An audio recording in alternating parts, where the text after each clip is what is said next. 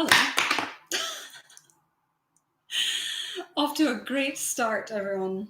Okay, I guess that's the universe telling me to stop listening to music right now. Hi, how are you? Welcome to NaNoWriMo writing stream. I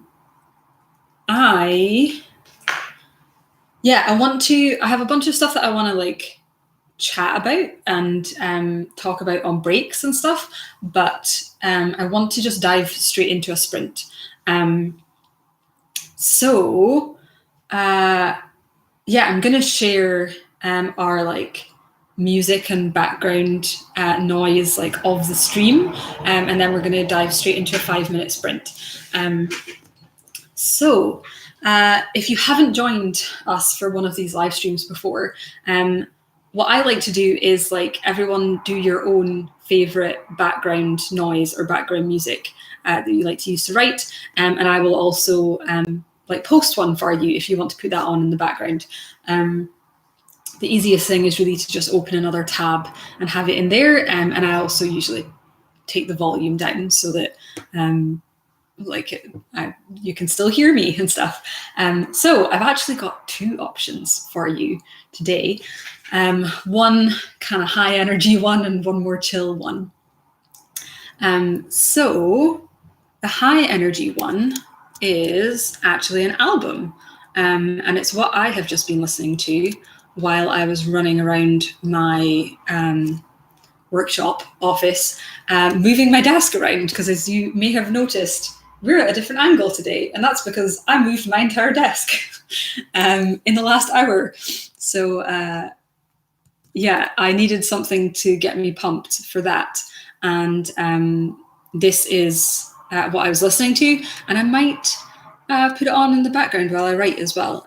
It's by a music artist called Justice. It's an album called Audio Video Disco, and it's just really fun and dancey and cool.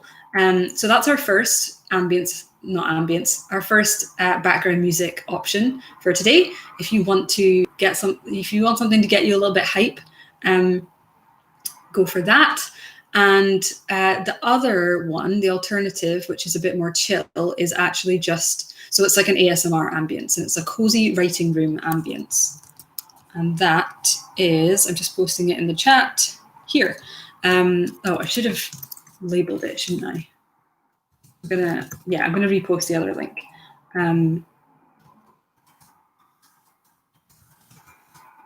That's our cozy writing room ambience, and I'll just repost Justice with naming what it is so that it doesn't get lost.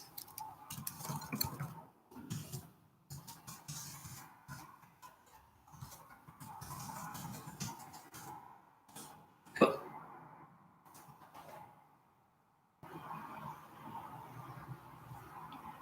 Awesome. Okay, now that that's out of the way, let's get into a sprint. I've been loving these 5-minute sprints. I just try and do as many of them in a day as I can manage, but they're really great because they're so small that I can't talk myself out of it. So that's been good. Okay, I am gonna get myself set up here. Just put these away, and there I'm taking them out again.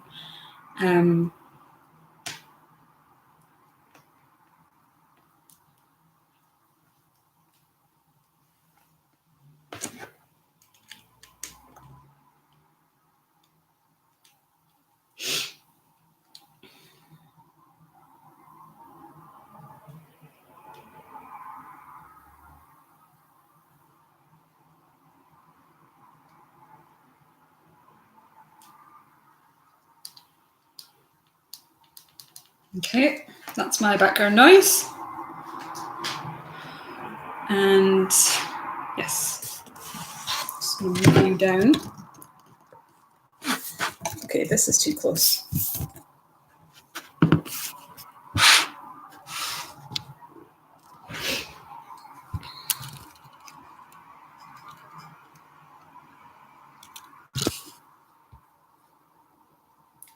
Okay, everyone, get ready. And I've got my timer. I'm going to start it in a second. What am I doing again? Yes, okay.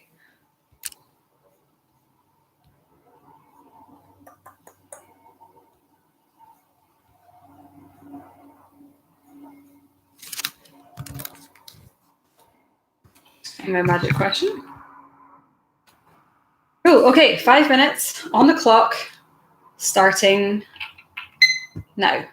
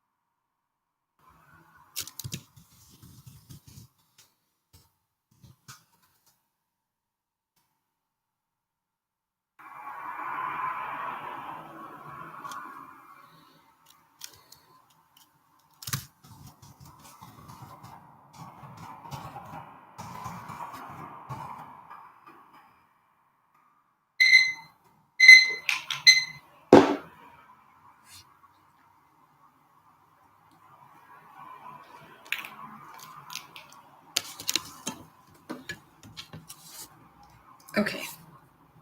Let me come back. And also let me sort out my mic actually, because this is not enough cable. I'm moving that up and down. Sorry if this sounds terrible. I imagine that's better. Okay. Okay, folks, how did we get on with that? What did I get? I managed. Okay, I actually have already written today, so I don't know. Oh wait, yeah, I can just use that, can't I? 89 words, not a ton, but fine. For 5 minutes, it's something. So I'm actually not going to update my word count with that. I'll wait until the next one, which is fine. Folktale Fox got 107 words, awesome. And Holly got a big chunk of brainstorming done. Rachel was planning a scene and started writing it. Vanessa loves the 97 words that she got. That's awesome. Wow, Mystery Post got 232. That's incredible.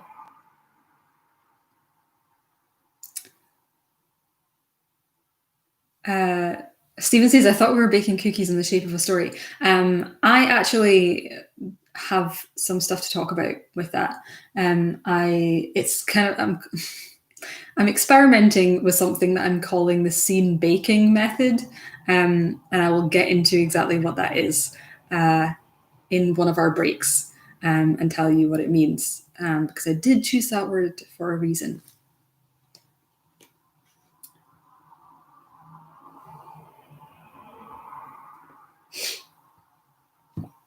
Cool. I'm just having the last dregs of my coffee from earlier today, so I think I might down this, and then maybe after the next sprint, I will make myself a cup of tea or something.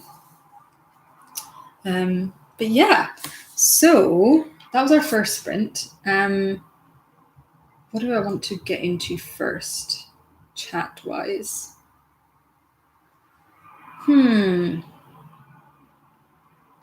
Okay, the first thing I want to talk about is prompts and conflict, scene conflict. Because I know obviously a lot of writing streams and sprints and stuff like that do use prompts. And I find them kind of hit and miss. But I found a way that I really like to work with, like a randomized element that seems to, that I think doesn't just end up generating stuff that is irrelevant or that I'm going to end up cutting later, like in a way that is hopefully organic to the story.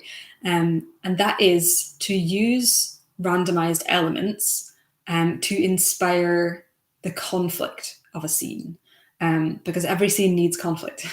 And I think it's very easy to, get a random prompt and then, decide to write a bunch of stuff about like a particular setting that's inspired by that prompt, or have like a kind of non sequitur like character come on who embodies that prompt or something. And for the purposes that I'm doing NaNoWriMo with, which is to hopefully end up with a decent draft of a book at the end of it, that's just kind of a waste of time. Like, yes, it will get me more words. Is it helping me tell my story? No. And so this is what I have been doing. I'm sure it's not a new idea to many of you, that I have used tarot and Lenormand cards for prompts before. I think we actually did that when I did one of the official Nano write-ins for Preptober back in, I want to say 2018 or something. And I drew Lenormand cards as like optional prompts to inspire stuff for our scenes. What I've been doing, or what I started doing, which I'm really excited to do more of, is drawing a tarot card to inspire the conflict of the next scene that I'm going to write. Because as always, every scene needs conflict. And I can figure out a way to make it relevant to my story. without going off, like still getting like inspiration from something and still getting something to kind of problem solve and work around, and then but still making it relevant to my story. So that's been really fun. Yeah, because I think like when I'm brainstorming scenes and coming up with scene ideas and stuff, I keep coming back to conflict. And like, if there is no conflict in this scene, then there's no point in writing it. And so a lot of brainstorming that I've been doing has been asking myself, like, what is the conflict here, and how is my protagonist going to deal with that? And I think, like, as long as I know the conflict of the scene, I can get started. That's fine. I don't need to know exactly how the protagonist is going to resolve it or fail to. Although a lot of the time I do know by the time I'm sitting down to write. But again, yeah, what is the problem of this scene? Like, what is getting in their way? What is causing trouble for them? And using like randomized elements or prompts, or like tarot cards or Lenormand cards or storytelling dice or anything like that to inspire the conflict, I find is really cool and really great. Yeah, I see that some of you are kind of excited about this idea, which I love. Oh wow, Vanessa says, I remember I recently found an old scene with a note about the Lenormand card that you drew because it was so fitting. That's so funny. Yeah, so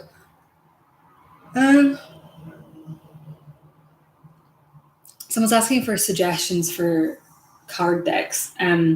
I mean, where do you even begin with that? There are so many, and I am not a very adventurous deck collector in that way, because I only own 2 tarot decks and I own 2 Lenormand decks.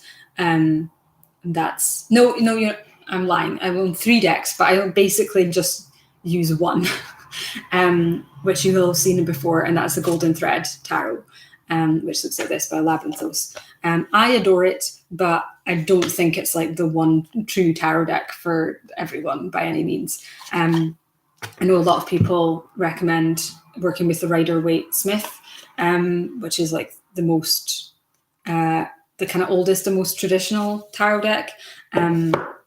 But I started with the Golden Thread and I really like it.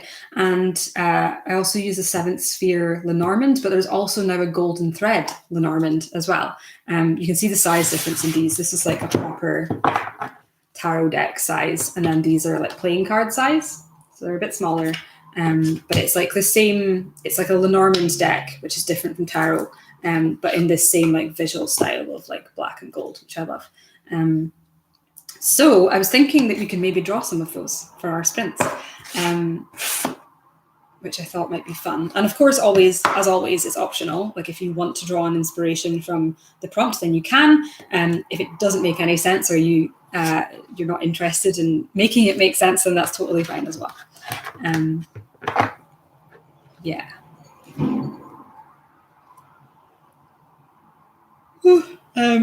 I guess I should say as well that like this is my main deck that I've been using since I got interested in tarot. The other deck that I have is the Modern Witch Tarot, which is a lot like the Rider-Waite-Smith, but more modern and more diverse.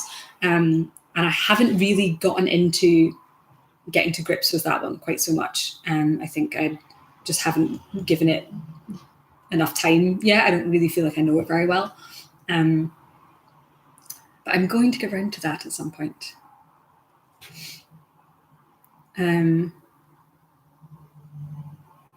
Yeah. Cool. So I've just ignited all the tarot chat in the chat, which is not surprising. Cool. Okay. So we're going to get into another sprint in a minute. I am going to take a second to figure out what I will be sprinting.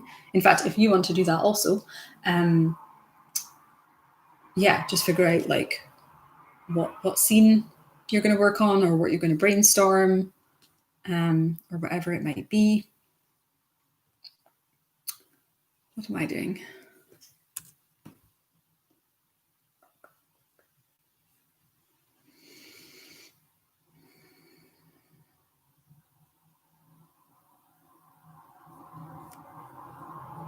Oh yeah, I had some notes actually that I wanted to refer to. Wait a second. Where is that? Where's the notebooks I'm thinking about? From earlier brainstorming.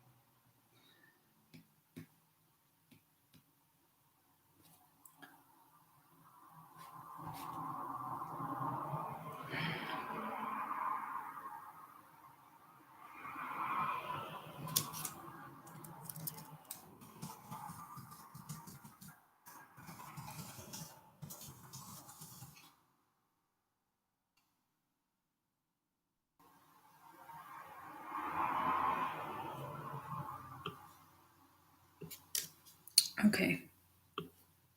I've got most of everything I need for this next scene. There's still one thing that is kind of integral that I still don't know, and that's what I just brainstormed. But I think I'm going to at least start the scene, and then I can always pause and brainstorm again if I need to. Or while I'm writing, it might become clear what I want to do.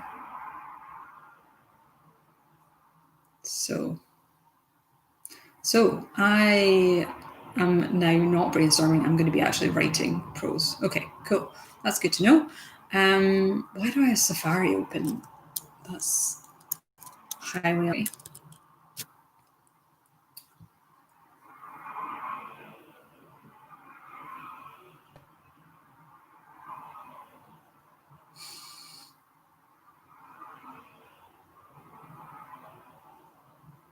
Cool. Loving all the tarot chat, guys, as always.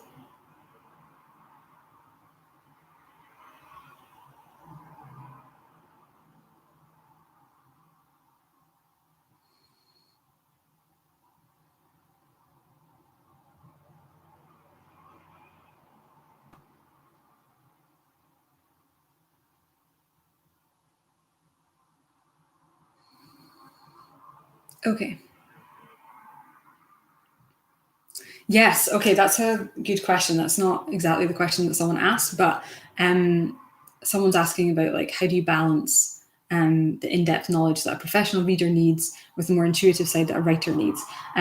Yes, that's a great question. So obviously, tarot and like divination and cards and things like that can all be used in lots of different ways. The way that we are using them for writing and as a writing prompt is very different. Well, maybe it's not that different. I don't know. It is different from the way that we would use them when we're like reading cards for someone or for ourselves. And I always like I wouldn't include prompts and stuff like this if I felt like you needed to know like the meanings of the cards and stuff, because when I pull something, let's just choose an example, Six of Wands. If I was to pull that for a prompt, I don't think that you need to know like what is like the official or like most common understanding of what this means, to be able to use it as inspiration for a scene. You can read it just by looking at it and interpreting the image.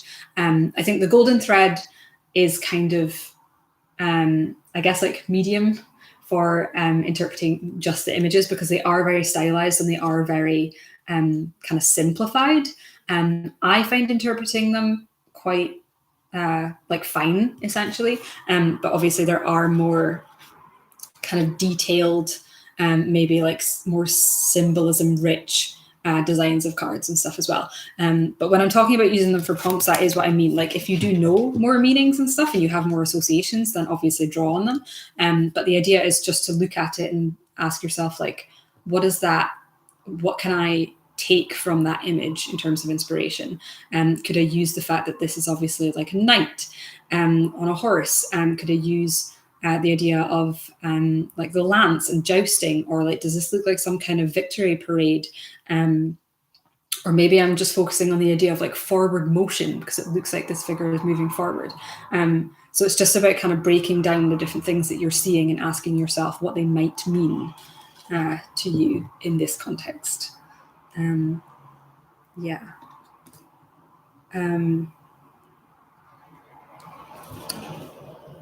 Vazaroth is asking, what do you think is a realistic NaNoWriMo goal starting now? I just got back into writing after almost a decade and I want to set realistic goals.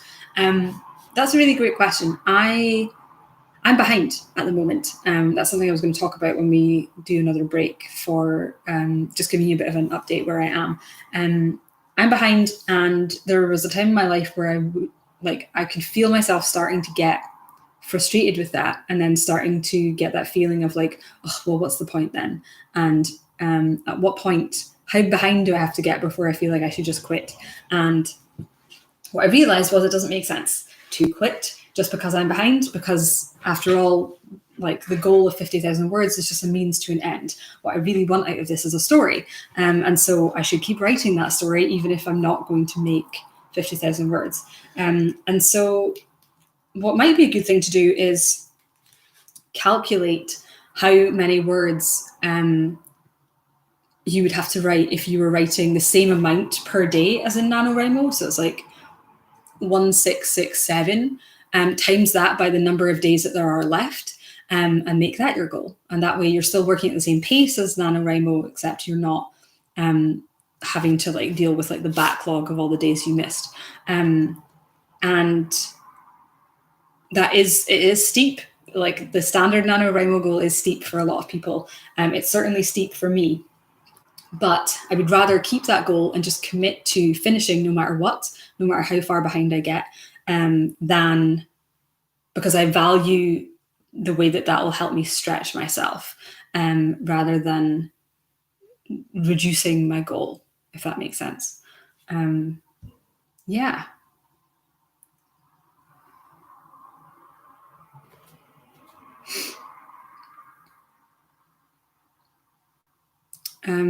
But yeah, you also kind of just, I do feel like you have to pay attention to how it's going and what feels feasible and stuff for you.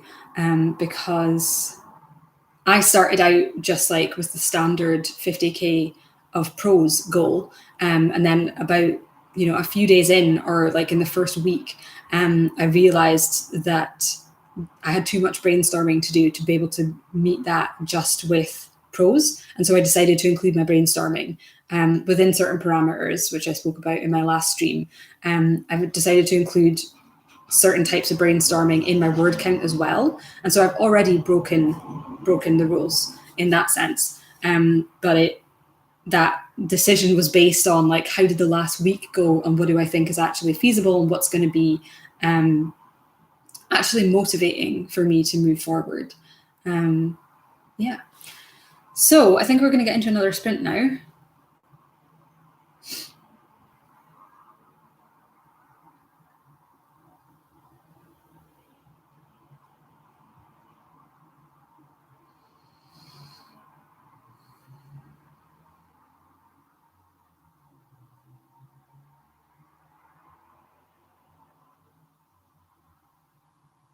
Cool.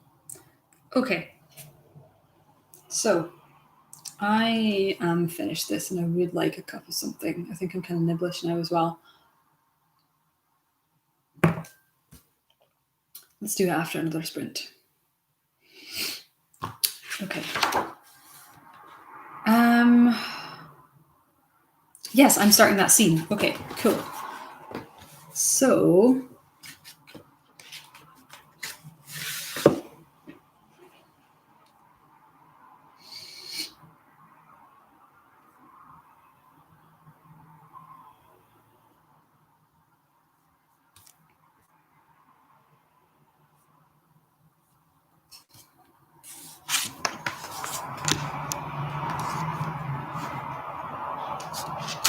okay, getting my background music back on.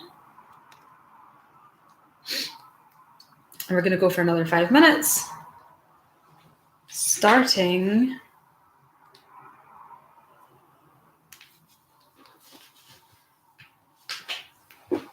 in 3, 2, 1, now.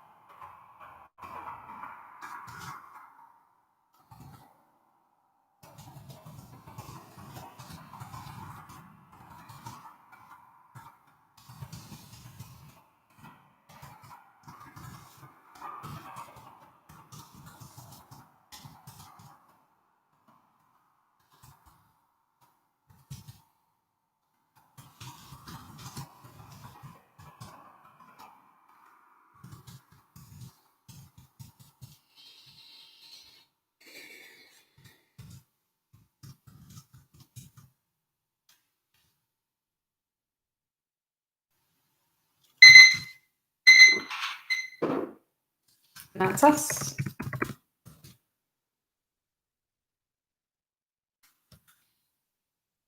I managed 109 words. Not bad. I think I am going to update my word count now. I have managed 619 today. To stay on track for getting 50k, I need to write like 1800 a day. And if I would like to stay on track for 50k and also take Sundays off, then I need to write 2180. So I'm going for around that. So I've still got quite a lot to go. I'm going to update my word count. 9146.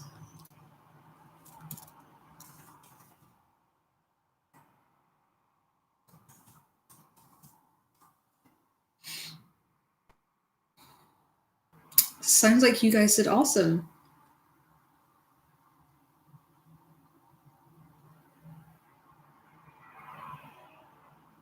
And yes, it is a classic IKEA alarm clock. It's really handy to just be able to turn it like that. But I'm sorry if it scared you. I can't change the volume on it, so it is quite loud. I'll maybe try putting it on the other end of my desk next time. Yeah, I just log into... Oh, I'm already logged into now. Okay. Completely forgotten what that number was. 9146.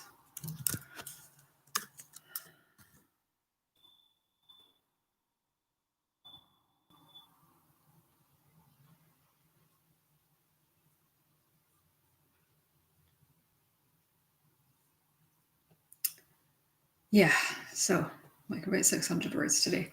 Cool. Okay. I think it's time for some tea. And what do I want though? I should not have any more caffeine right now, should I? Maybe I'll have a sweet thing. Maybe I'll have decaf tea with honey. Sounds good, doesn't it? Yeah. Okay, we're going to take a quick break. If you need to refresh your drink or grab a snack or go to the bathroom, then feel free to do so now. I am going to make myself a cup of tea. And then, do I want to get into the chat? And then I think I'm going to give you a little bit of an update of how it's going with my nano. And then we will get back into some writing. Cool. Awesome. Oh, I've got chai latte as well, though.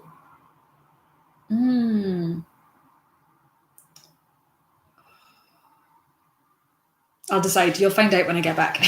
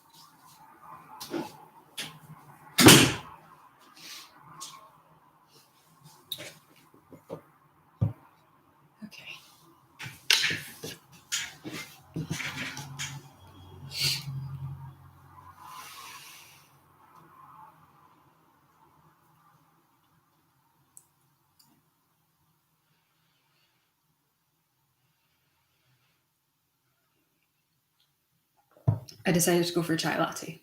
I don't have anything to like steam the milk with at home, so the texture isn't amazing, but taste is good.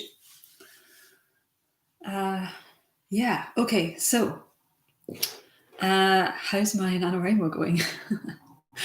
Well, sorry, just catching up on the chat. So yeah, it's going okay. I am behind, as I said. And I'm actually going to look at my stats to kind of walk you through, because what are we on now? We're on day 9, on the 9th of November. I started out strong. Wait, that's not as many days as we've had, is it? 1, 2, 3, 4, 5, 6, 7, 8, 9. No, it is. Okay. Yeah, on the first day, I hit word count. And then the second day, I only got 600 words. And so that put me a bit behind. And then on the third day, although that actually ended up counting like one of our like late night streams, like after midnight, and then the next day as well. So I didn't actually write all of that in the one day, but it was like 1900. And then the day after that, I wrote nothing at all. And then so that was 1, 2, 3, 4. On the 5th, I wrote 1300, and then the 6th and 7th were terrible, 200 and 400. And then yesterday, the 8th, I managed 2000, which is great. So I had a lot of bad days where it felt like I was just slipping further and further behind, and I couldn't really get to it.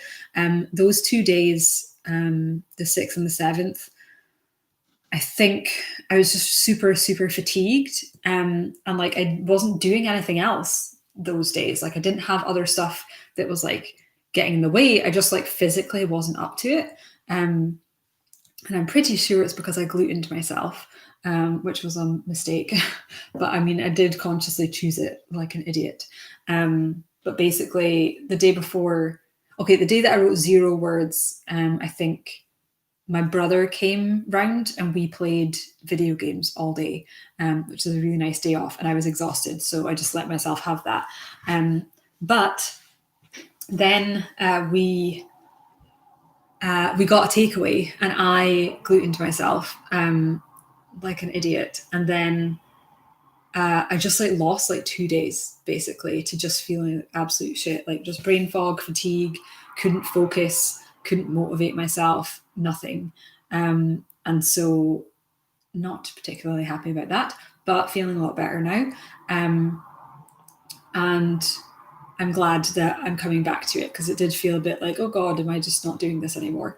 But then I looked at like, the NaNoWriMo graph like automatically calculates, okay, well, how much do you need to write per day, given that you're behind, to make it to 50k by the end? It's actually not too bad. It's like 1800 words a day rather than the 1600, which is fine. So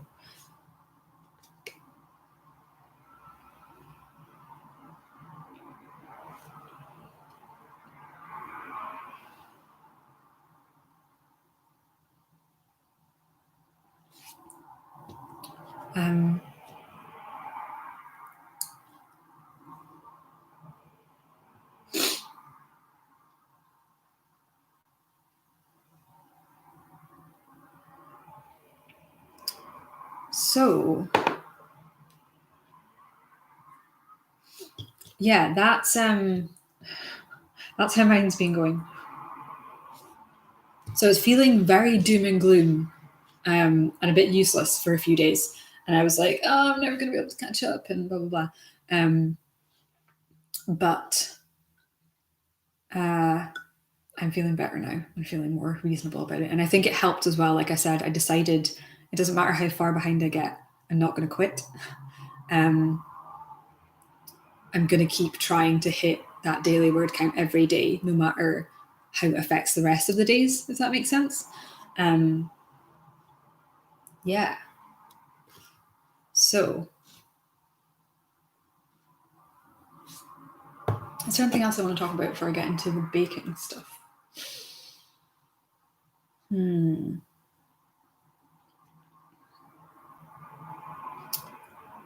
Yeah, I think actually, because what am I at? I'm only at 600. I do really need to get a move on. Yeah, okay, let's do some more writing. I think for this time, I'm not going to do a timed sprint. I'm just going to, or maybe I'll start. Yes, okay, that's what I'm going to do. I'm going to start with another 5-minute sprint, and then I'm just going to keep going for as long as I feel like going after that. So at the very least, I'm doing 5 minutes minimum, and then I'll see how much more I can get done after that. And then I'm excited to tell you about this scene baking method that I am trying out at the moment. So I think I want a combination of ambience and music. So I'm actually going to plug into my laptop.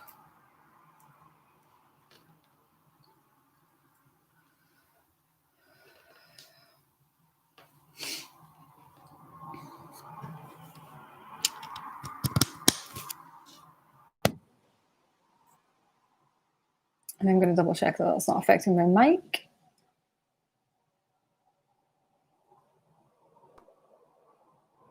Can I do that?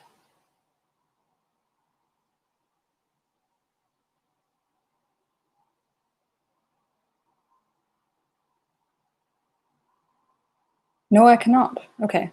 I guess just let me know if the audio just changed, and I'll take these out, but hopefully it should be fine.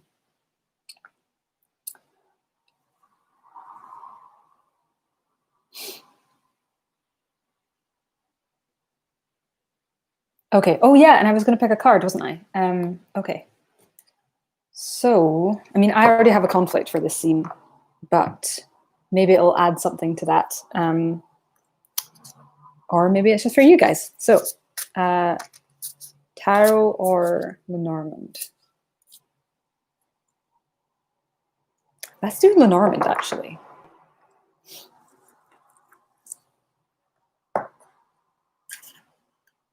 It does sound a little different. Okay, if it does, I'm going to take that out because Yeti microphone is far superior to this little headset. It tends to get all scratchy and stuff, so it's fine. Okay. So we're going to pick a Lenormand.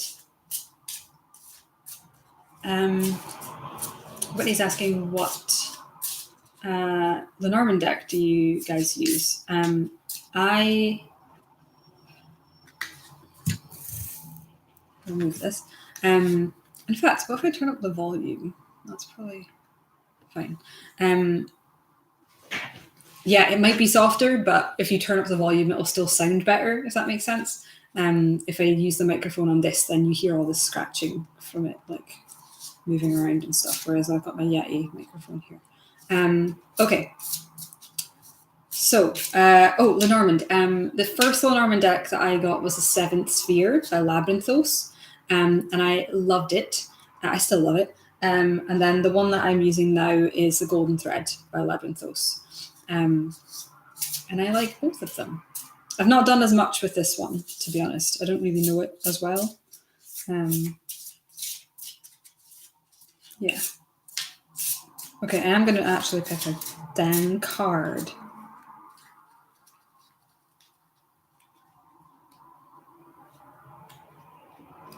The cool thing about Lenormand as well is that you can even pick two and then read them together, which is cool. Okay. No, I'm picking another one. Okay, there's actually two different versions of the man, the woman, or anima and animus and stuff in these. And I actually usually take some of them out, but they've gotten mixed back in again. I don't want to use them.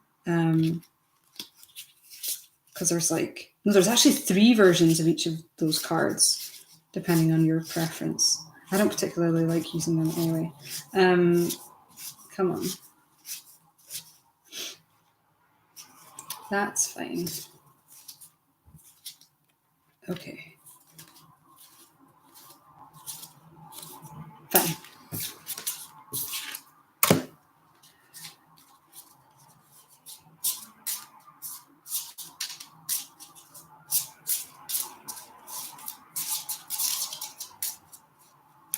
Right, let's try that again. Okay. You know what's funny? I think we actually picked this one in NaNoWriMo in 2018. It's the lily.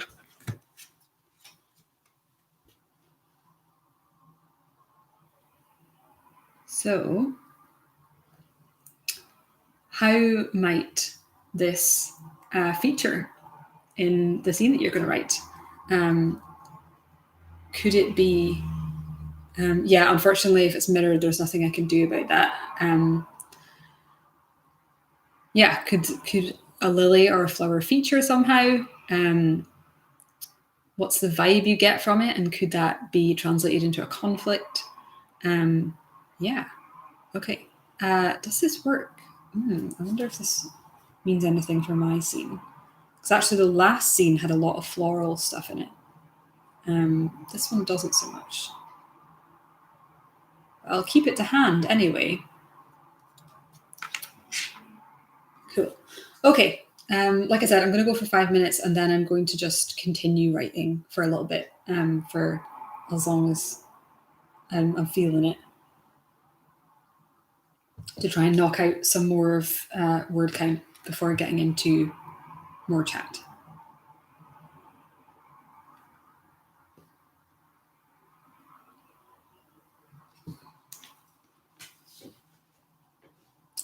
You guys, I haven't even lit my candle. What am I doing?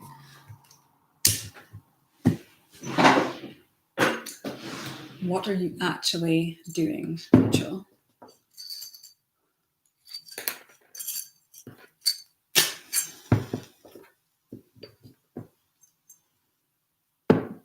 Don't go out. Don't go out. Don't do this.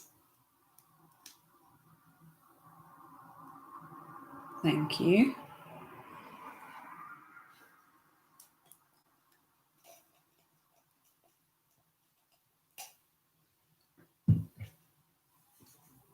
That's better. Okay.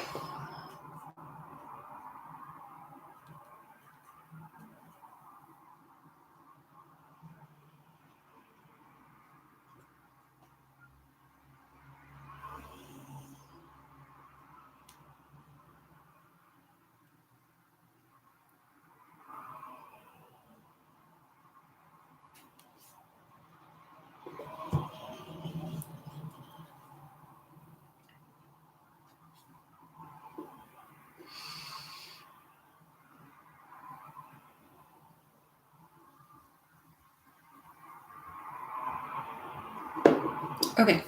5 minutes starting now.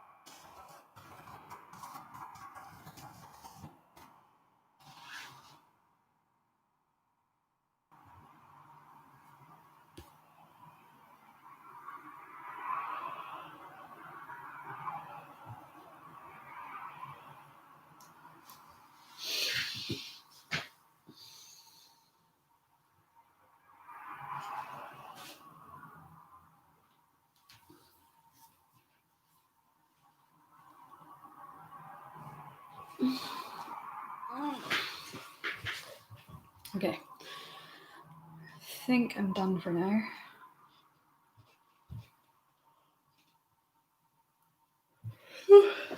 And I am at, for today, 1,293.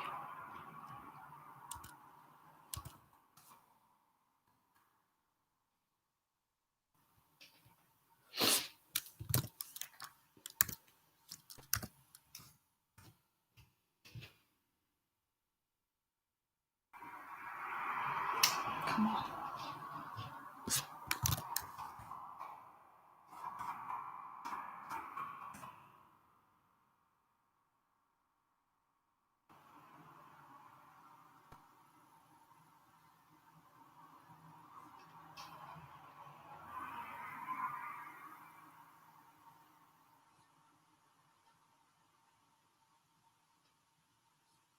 Wait, that's wrong. I just updated that the wrong way. So my total is 9820.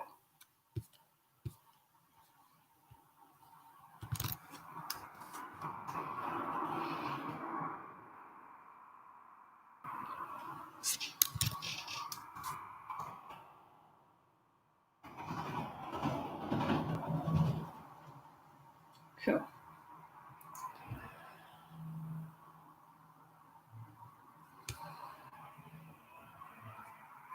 Yeah. Okay.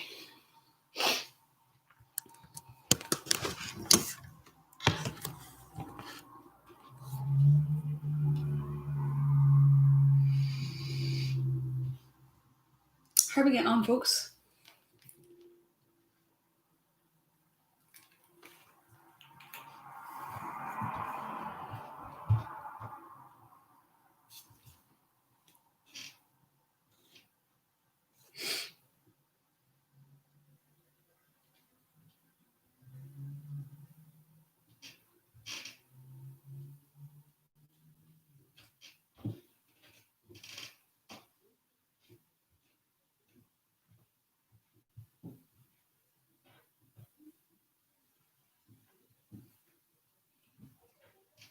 Cool.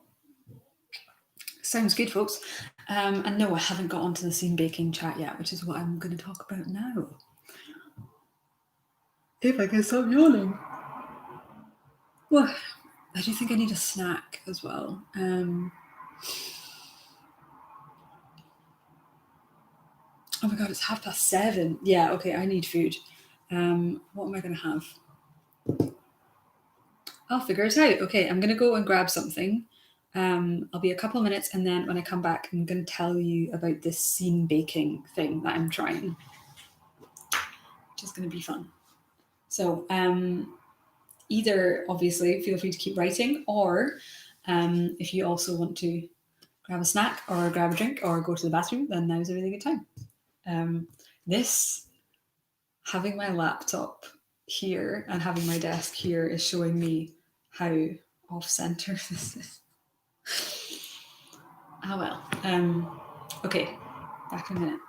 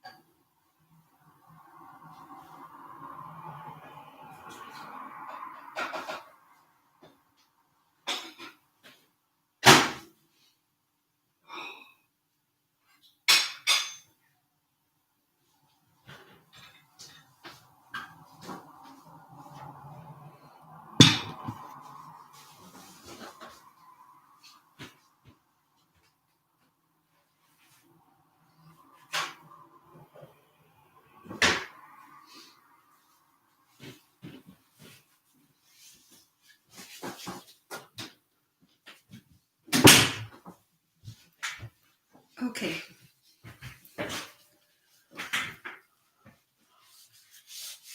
So I'm just having my dinner.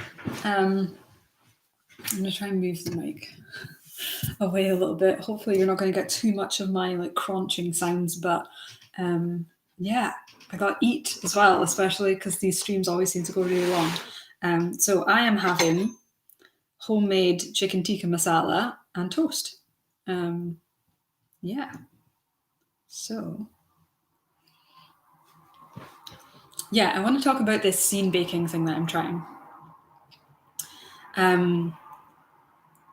I'm hoping I'm going to be able to explain it in a way that makes sense. I actually tried kind of diagramming it a little bit, and it was really complicated to start with, but I kind of think I've got it now. So yeah. Oh.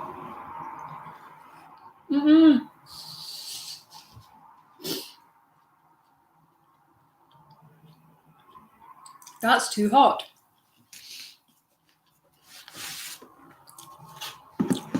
I'm okay. I should have known.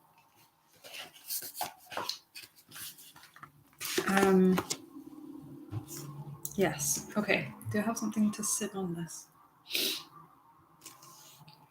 To hold it? I do.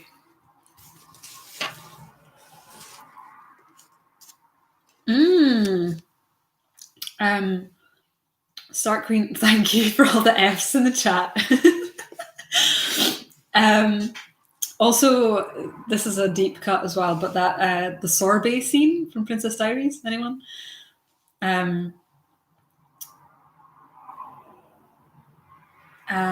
Yeah, Stark Queen says, what I've got in my head about scene baking is having your bare idea and then popping it in the oven to bake, i.e. filling out the extra details.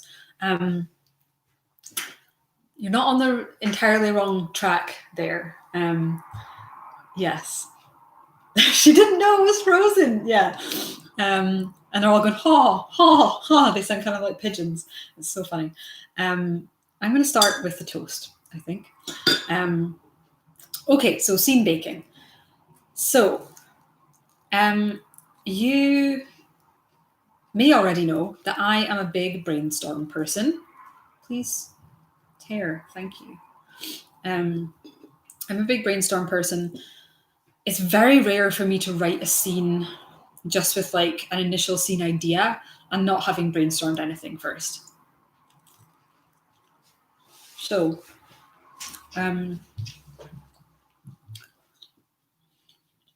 so for me, the kind of life cycle of a scene or the progression of a scene, I guess, is that there is like an initial scene idea, and that might be the kind of general concept for the scene. I might be brainstorming what the conflict is going to be. Usually it's just one of those two things. I knew I'd brought kitchen roll. Yeah, general idea, general concept. And then usually to get to a place where I have like enough information to start writing, I need to brainstorm. And so if I don't know what the conflict is, then I'll start by brainstorming that. If there's other things, if I have the conflict, but I don't know other things about how it's going to play out, or there's important like world stuff or character stuff that I need to figure out, then I will brainstorm that. And then it's a case of,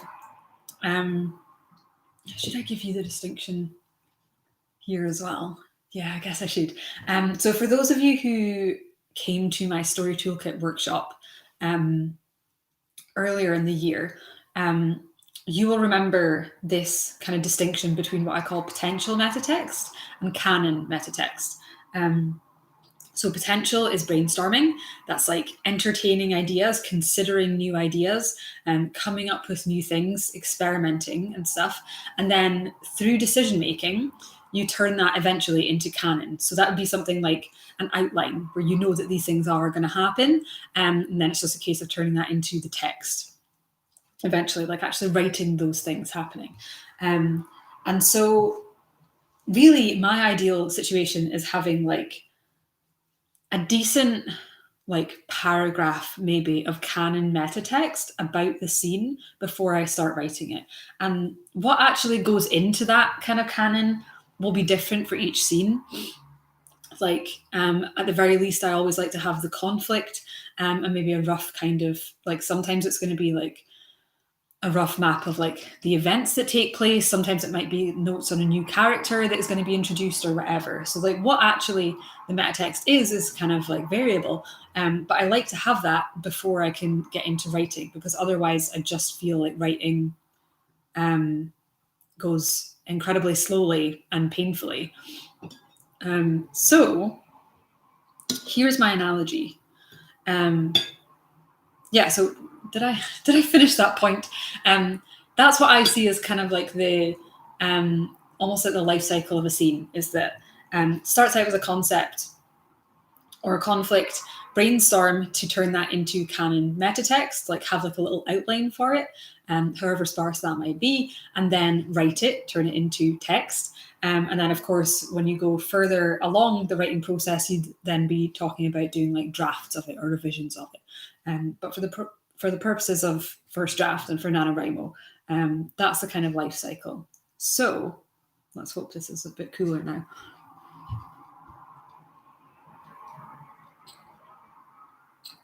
It was just that bit of broccoli for some reason. It's just very hot. So, how I like to, here's my analogy. As always, I've got an analogy, I've got a metaphor, I've got an image. To me, the brainstorming is like creating dough for a loaf of bread. You're like making the raw material for it. And so that's brainstorming.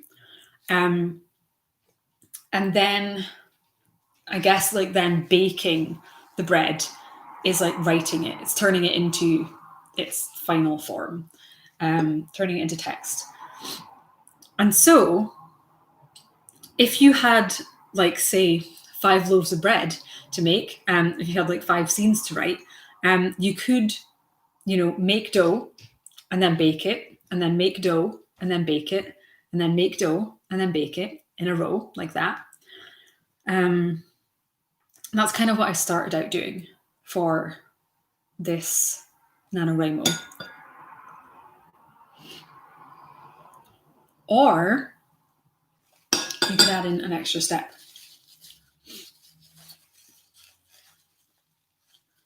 Which is proofing, or like letting the dough rise. I've never baked bread in my life, so like my knowledge of this is very basic, but I'm sure most of you will be familiar with the idea of like letting the dough proof or rise. And for me, it's very similar with scenes, actually. Something I've realized just in the last week is that, and it makes perfect sense, is that having more time in between the brainstorming, so making the dough, and then the writing, so baking it, actually makes it easier to bake, if that makes sense. So like having that scene stew away in the background, especially if I get to sleep on it, means that when I actually get to writing that, it comes a lot easier and quicker. And I often have better ideas and stuff for it. And that's just like the nature of how our brains work on problems, which is, a concept that I'm sure you're familiar with already, is that if we do like conscious problem solving on something in the daytime, if it takes up a significant, focus of our day, then our minds do continue to work on that in the background, stewing away in the subconscious, and especially when we sleep, which is why sleeping on it is like an idiom.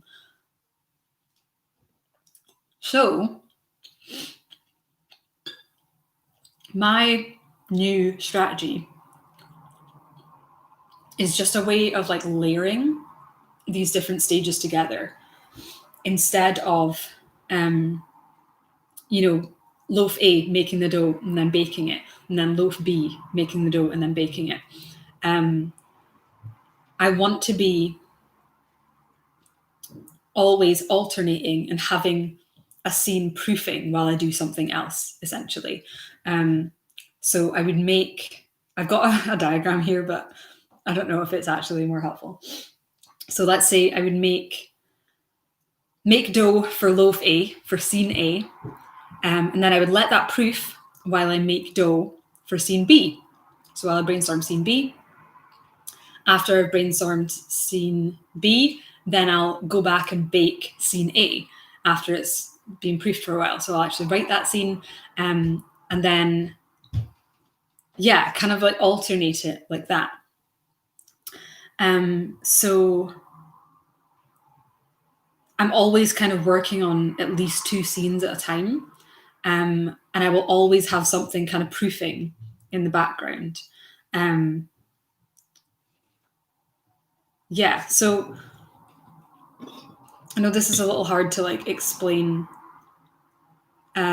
just with words. I feel like if we could have a moving diagram or something, that would be the easiest way.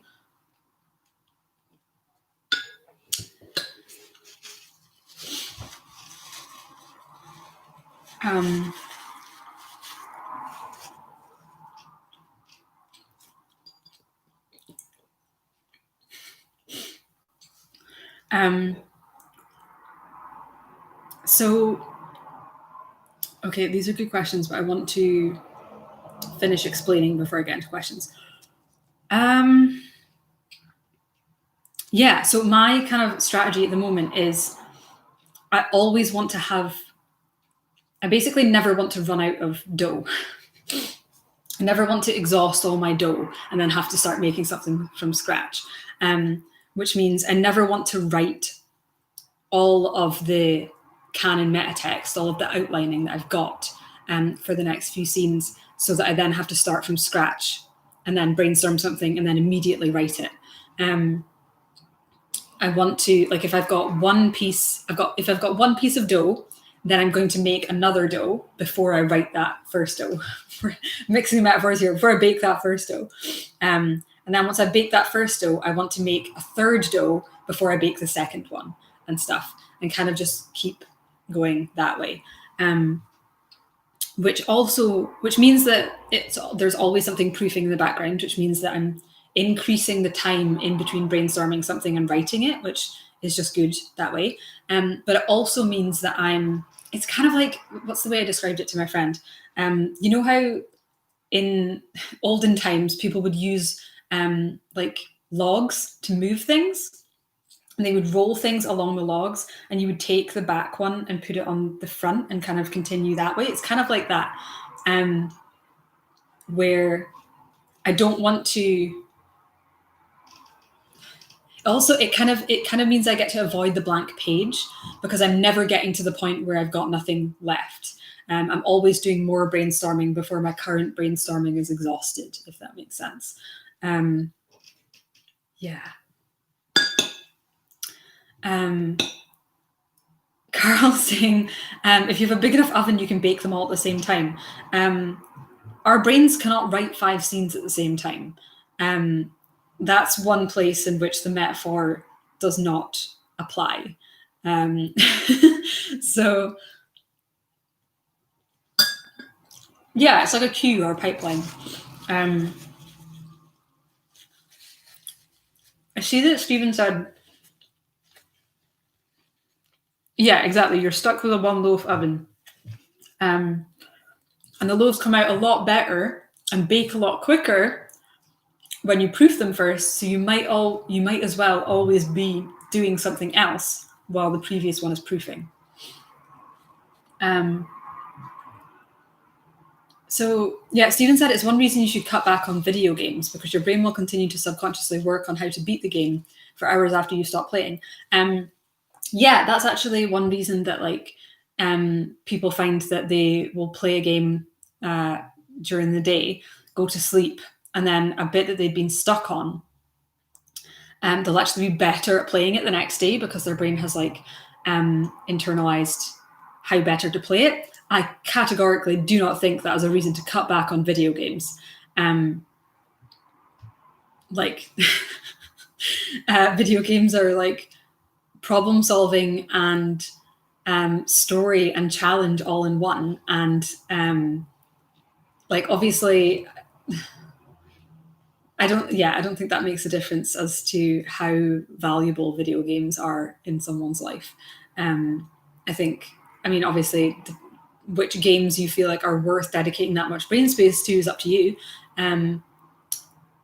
But yeah, I think a good video game is a perfectly valid thing to have your brain work on in the background.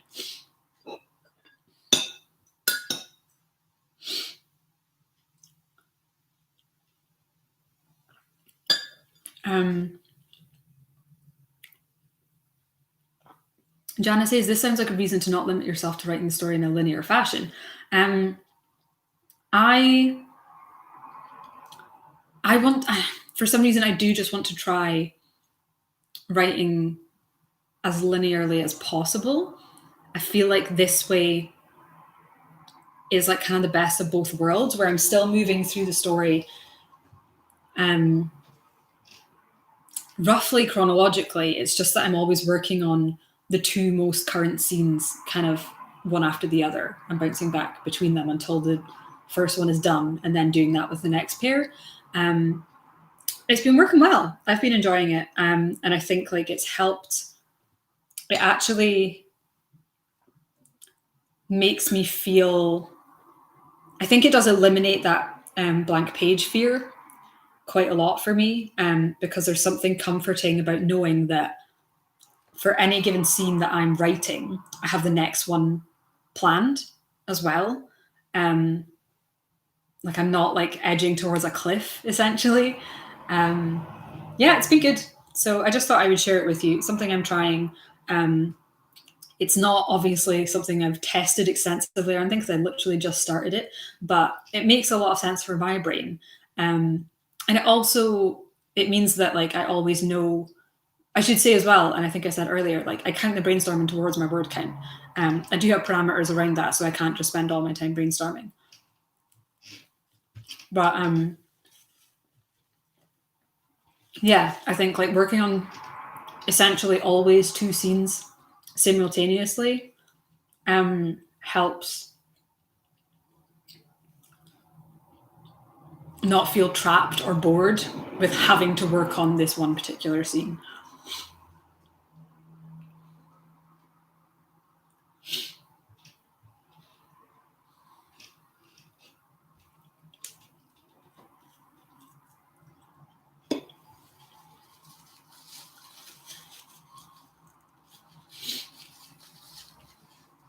So yeah, that's my scene baking method that I'm trying for the moment. And I think it's going to be a good one for me for the rest of Nano. Oh.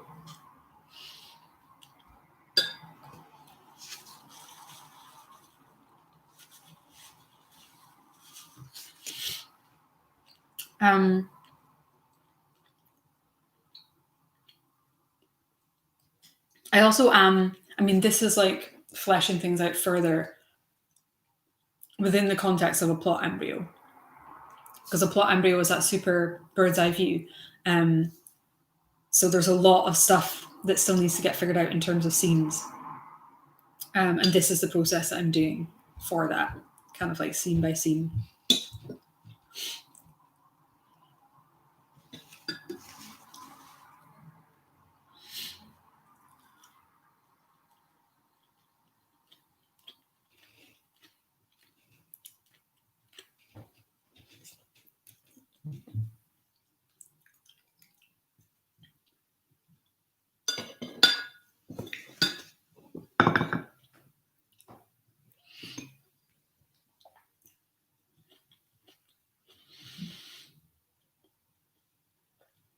Denny asks, do you visualize your story before you write the scene?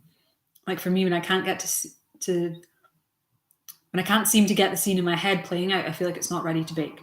I think,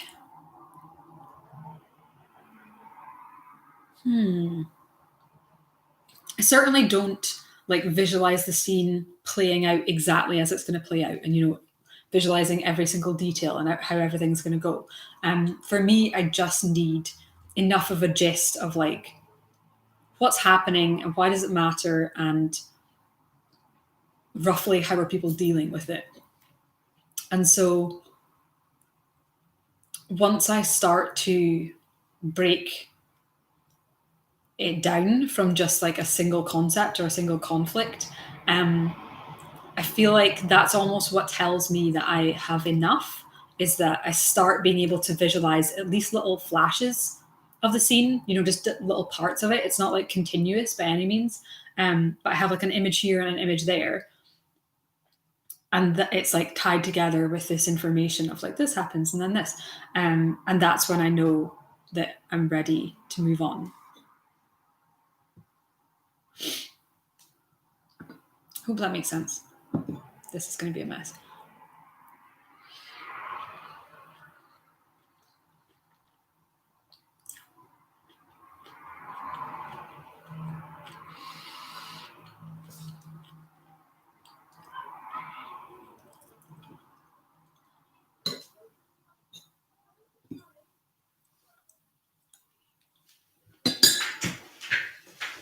Oh my God, my feet is completely numb.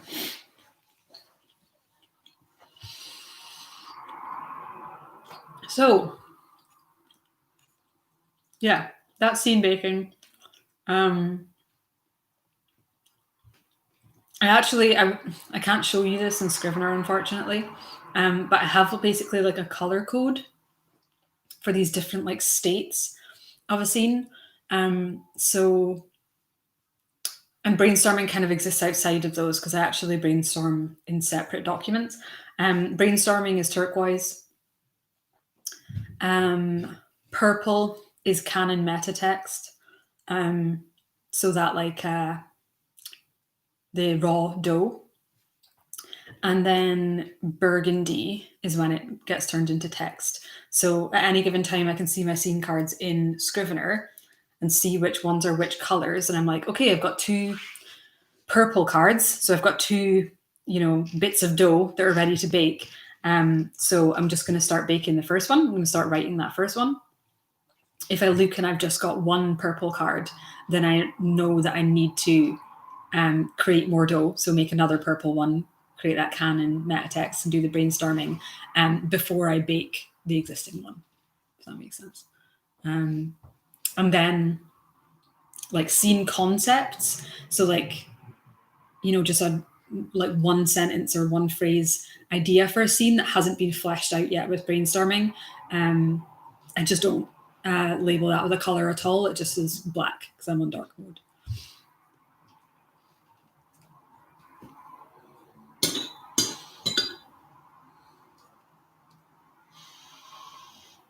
So I think I've got 600?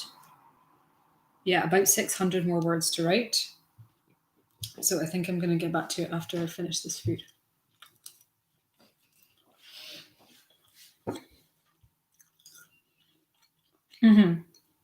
I think as well,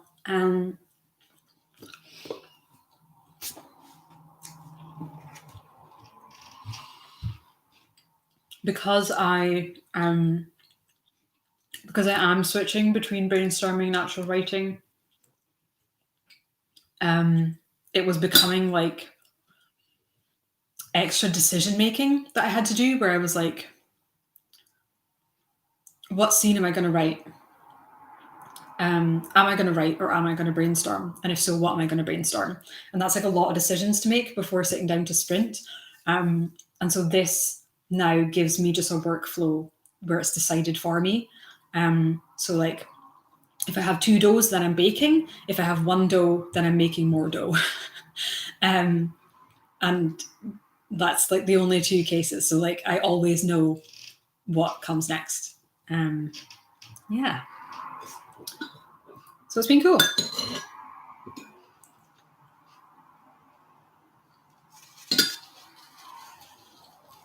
And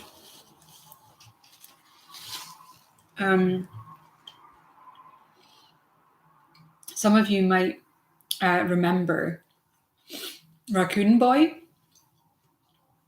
from one of my previous streams, where I was brainstorming and came up with this raccoon character. And I wrote the first scene with that character, basically set up the conflict and then couldn't figure out how to solve it, or like what, or even just like kind of just introduce the character but didn't really know what the motive was or what exactly the issue was.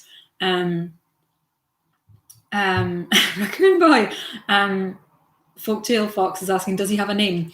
I joked today that the placeholder name is just Trash Boy, like BOI. And then my friend Jen was like, just make it canon, just do it. So I don't know. But yeah, for now he's Trash Boy. And yeah, so I'd introduced this character and then had no idea what to do with it, essentially. That was like before I hit my slump. And now I did a 5-minute brainstorm on that today, on like what's going to happen next with that, I guess, like scene or like mini subplot. Because I just kind of was like, this scene is incomplete, but I'm going to move on anyway. And the trashiest boy around, yes. Ooh, trash boy is all one word. I like that. Cool. What was I saying? Trash Boy. Yeah, so I kind of set up Trash Boy in a previous scene and then had my slump. And so it had several days to proof. And then I brainstormed 5 minutes today of what I would do with that. And it just like appeared. And I am so excited about this next scene with this Trash Boy, you guys. I know what's going to happen. I know why he's here. I know what he wants and how the issue is going to get resolved. And I'm very excited about it. And I think that's part of the reason that I was like, proofing, put the stuff in the brain and let it rest for a bit. Yes.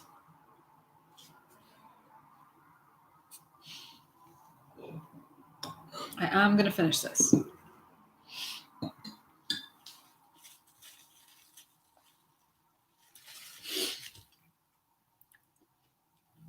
I love that everyone loves Trash Boy. Trash Boy in all caps, like Tony wrote, I think. I think that's the official name. Yeah, it was very exciting because I was like, I love this idea of this character, but I was very frustrated because I was like, why are you here? What is happening? What are we going to do with you? And now I'm like, it all makes sense. And I think proofing was responsible for that. So, yeah.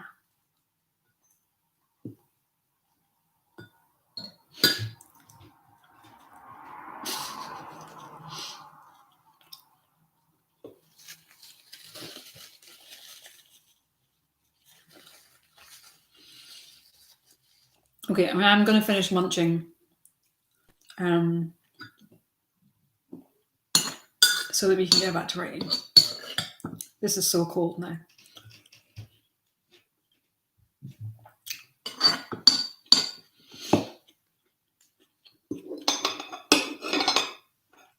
Almost chucked my spoon across my desk. That would have been bad.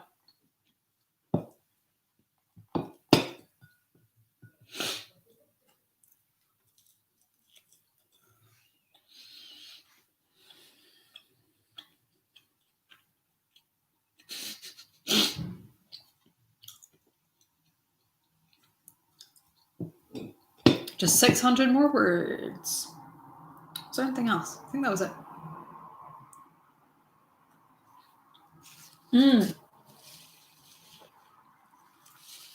Okay. Last bit of chicken.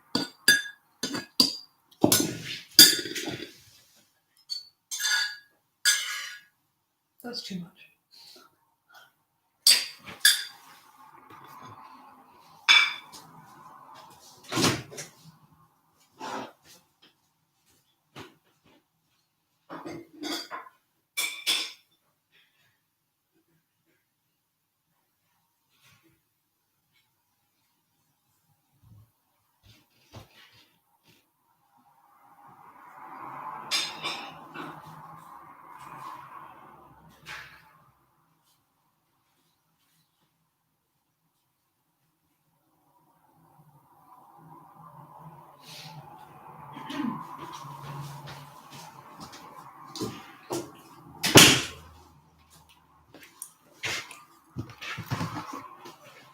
frantically chomping.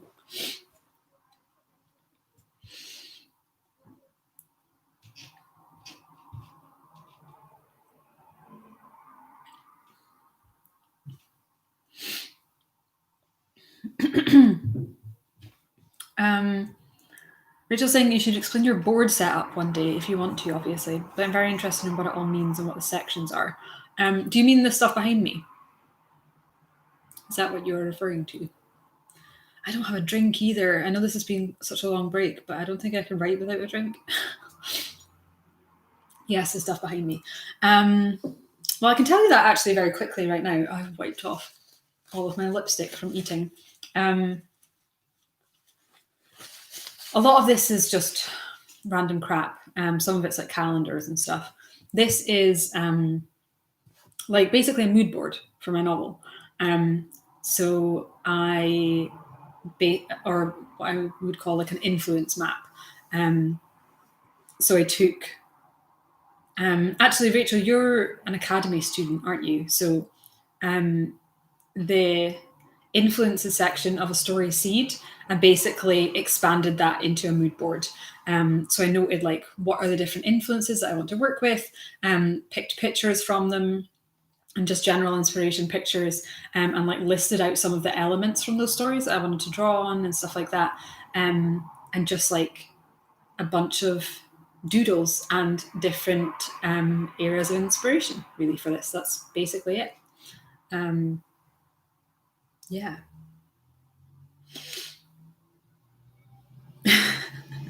Clarissa says, my writing process feels like throwing flour at an egged wall to see what sticks. An egged wall. What a concept. Jeez. Okay. I'm loving the support for Trash Boy. And now we're going to get back to writing. So I do need a drink though. This is going to be like hopefully my last few sprints of the day. It would be great if I could get to 2K, but we'll see.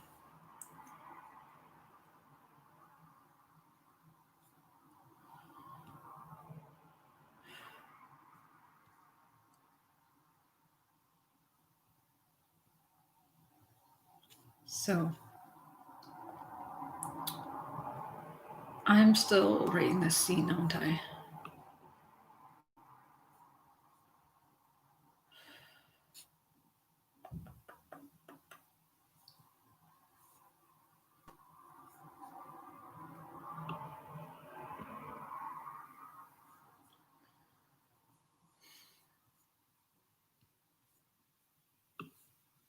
Okay, decaf tea. That's what's gonna happen. Oh, I'm not like loving this scene that I'm working on, but I feel like I'm struggling to get into the meat of it, but whatever. Such is life and writing.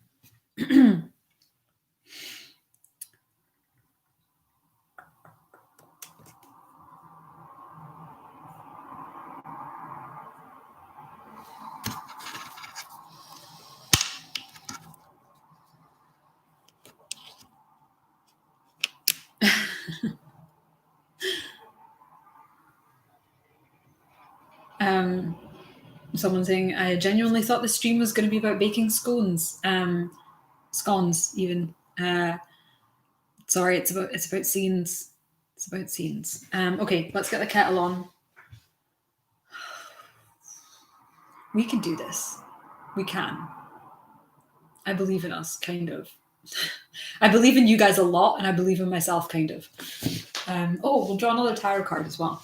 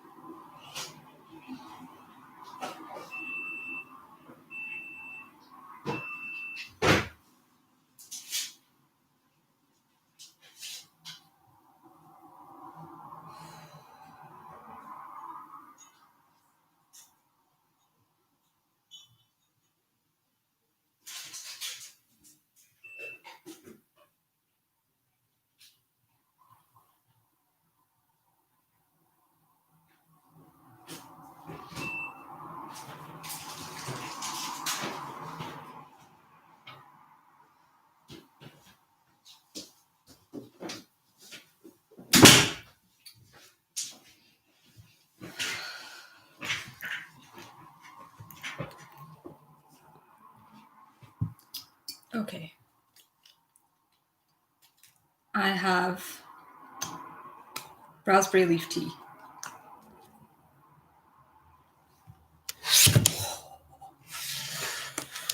Oh, classic. Just great. Just love it. Love that. You guys. I was holding the tea bag and I had to catch the laptop because I wanted to show you. And I just splattered the tea bag on here. So now my workbook's all wet. We're doing great. We're doing great.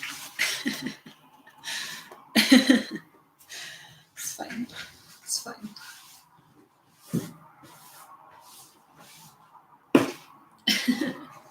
Okay.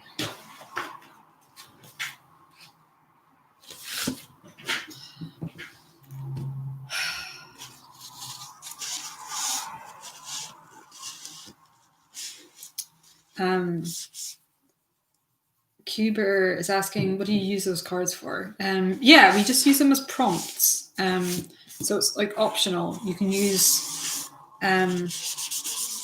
all of the card or just some of what's on the card to inspire what you're writing. Something I said earlier is that I like to use these to inspire. Oh, that's not where my bin is anymore, so I moved my desk. Hold on. Ha! I tucked it under my desk into the bin and it went in. Yeah, we like to use the card to inspire what the conflict of the scene is going to be, and that way you know it's not going to be just like pointless filler writing. But it's optional, of course. Okay, have my raspberry leaf tea. I'm not going to touch the tea bag again, that's for sure. And we're going to get back into some of this. So last time we did a Lenormand card. This time we're going to do a tarot.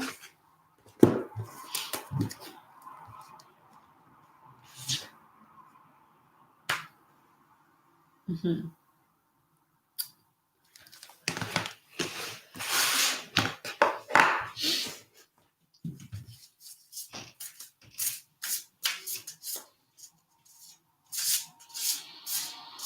Oh, I'm tired.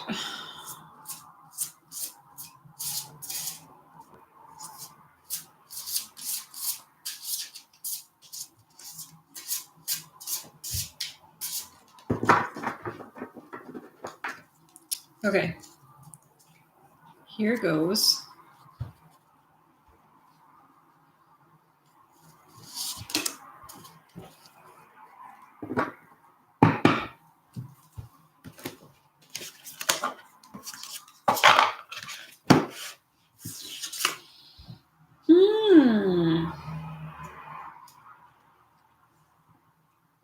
Ten of Wands. Actually, this fits very well with my scene. So the golden thread, Ten of Wands, is quite unusual. It's got this like big scarab beetle. My tarot knowledge is not great, but I do remember a kind of basic meaning for the Ten of Wands, and it's usually, so correct me if I'm wrong, it's usually about like being overburdened, having too many things on the go. Like if you can imagine trying to carry 10 staffs or sticks, it's going to get a bit messy probably. Yeah. So you could draw on that idea. You could draw on the idea of like, what would it be like for the protagonist of this scene to be overburdened somehow as a conflict? Or you could draw on the image of the scarab beetle or the eye, or maybe because of that combination of the eye and the scarab feels very Egyptian to me. So maybe something along there as well. Yeah. So that is our tarot prompt. If you want to use it. And we're going to get back into a sprint. So.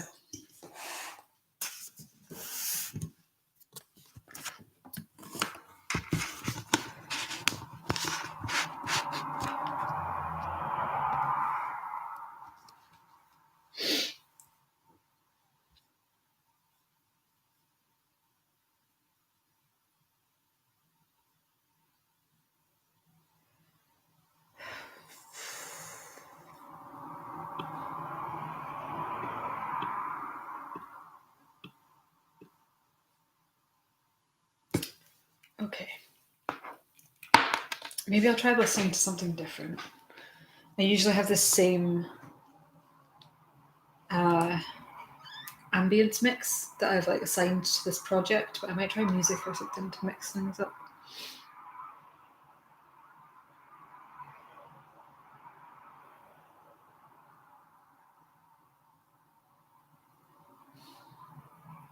I think I need justice, which is what I recommended earlier. Okay.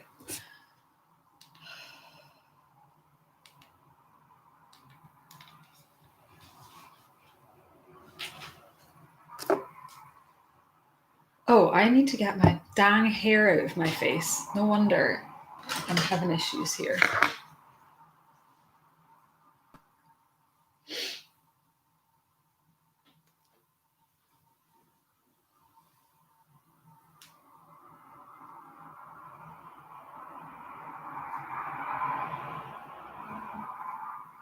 Very pointy.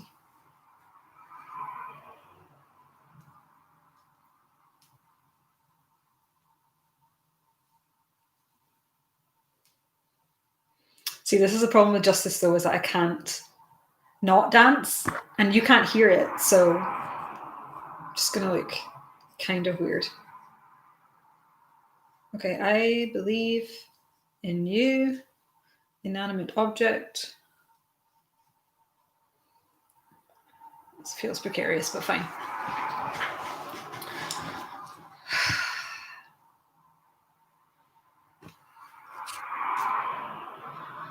Yeah, just rattle it out. Rattle this last bit out.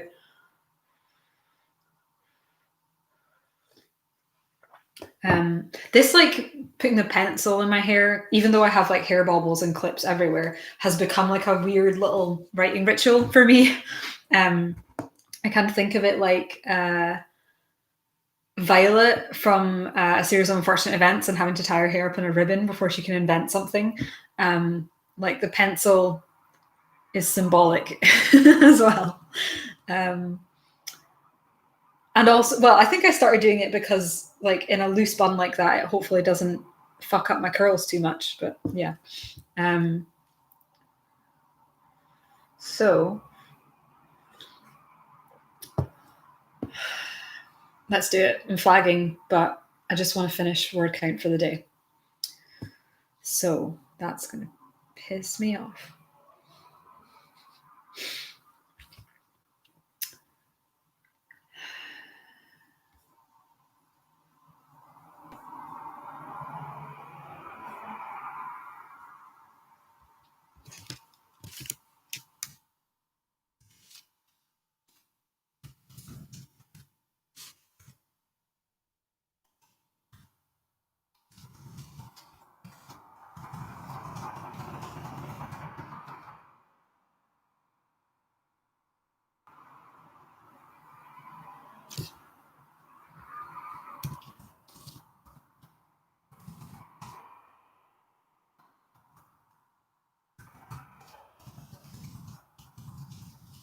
Sorry, I'm just actually moving some of my notes to somewhere I'll be able to see it while I'm writing. I haven't started yet. I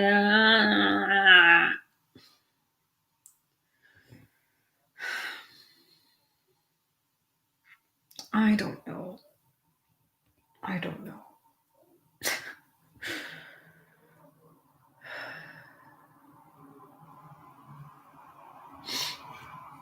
Okay. I'll give it a try, but if I end up just stuck with this scene, then I might just move on to the next one and come back to it. Yeah, because the next one is the raccoon boy. Sorry, trash boy. Lord Trash Boy. Rear Admiral Trash Boy.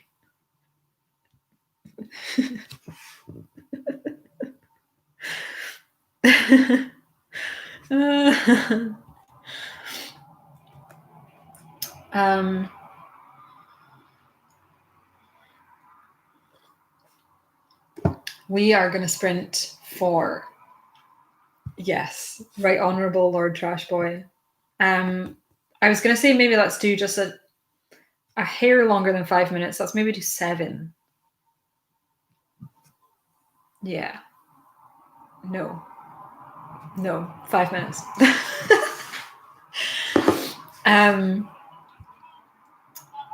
Actually, you know, the Right Honourable Lord Trashboy sounds funny, but it implies that he's a peer in the House of Lords, which I don't like for him, because I just don't like the House of Lords. So, yeah. I mean, I don't particularly love the military anyway, but Rear Admiral Trashboy is pretty good. Okay. Yeah, we like to do little 5-minute sprints because it feels very accessible, and often we end up getting more words by just continuing on a little bit after that. But yeah, that's good, Tony. Lord Trashboy, Baron of Dumpstershire is great.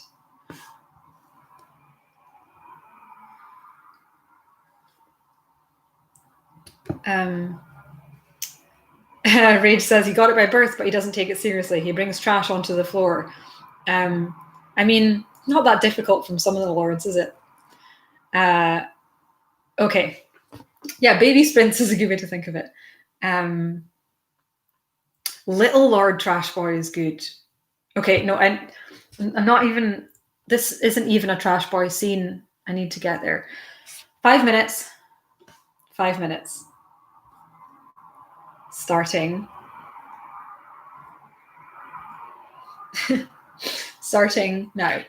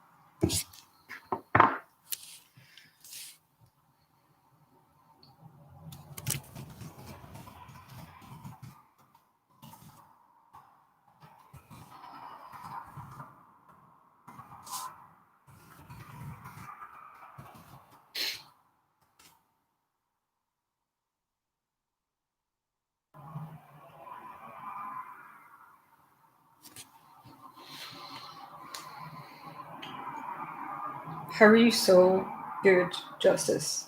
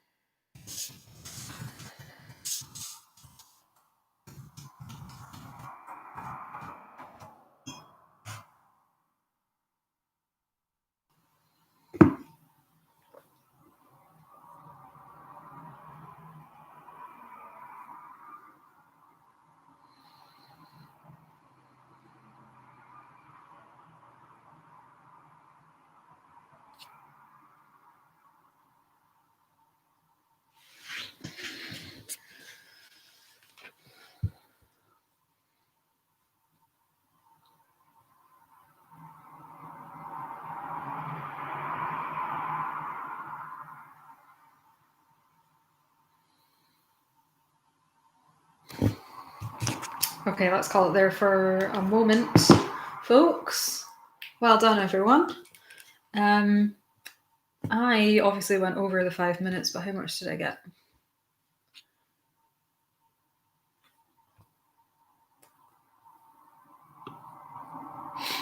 I got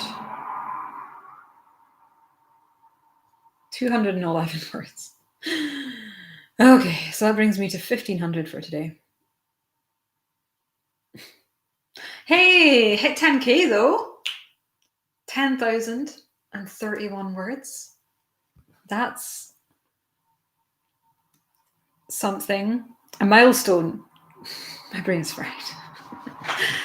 Okay, I'm going to update my word count for that. Actually, I'm going to update it in my journal as well.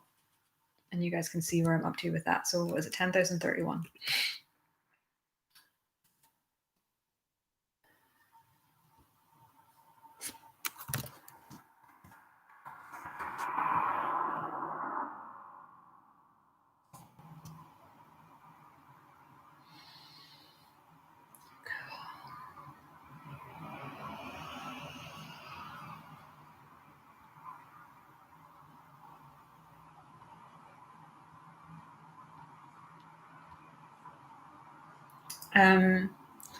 Next thing, I used to listen to Justice in the stockroom at American Apparel so much. We'd get our funky French groove on while folding t-shirts. That's so interesting because I used to listen to Justice all the time when I worked at this place called iCafe.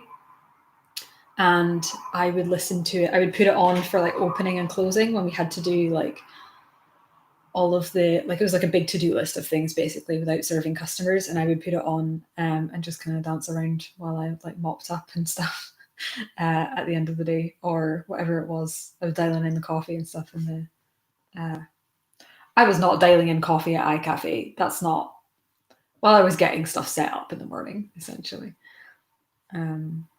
Yeah.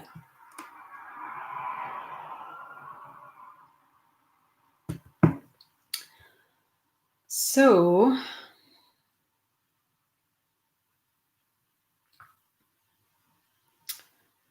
what now? I was about to update my word count. That's what it was. Okay. Let me move you back.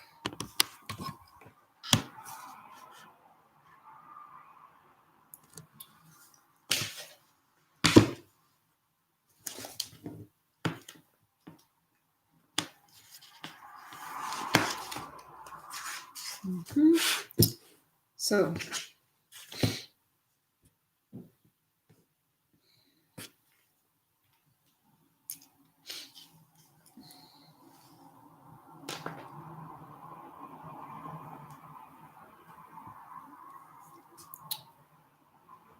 10,031 divided by 250. No way, 40 blocks. No way.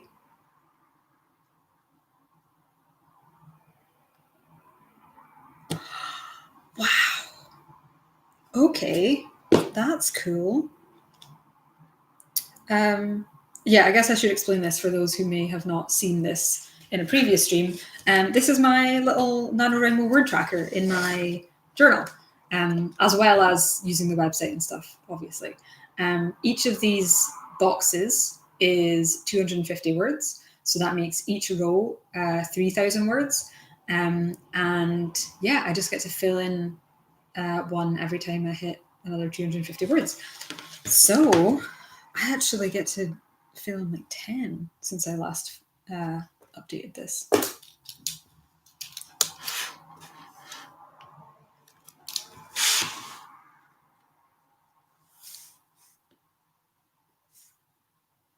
Why's my music not playing?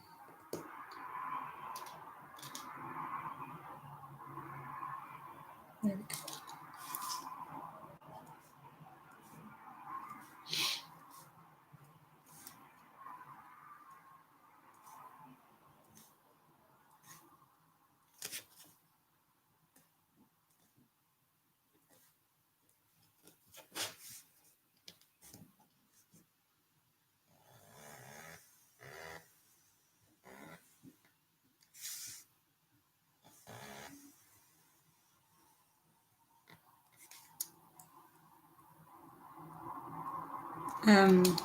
This is I actually, like, while we're on the topic of Justice, I just remembered as well. Yeah, like I said, I used to listen to it where I worked in this place called iCafe, and I remember introducing one of my barista colleagues to it because we were working together, and I put on my favorite album is Audio Video Disco, which is the one that I shared earlier, and I put on New Lands, which is one of my favorite songs. And my fellow barista said, Rachel, this just sounds like you as a person.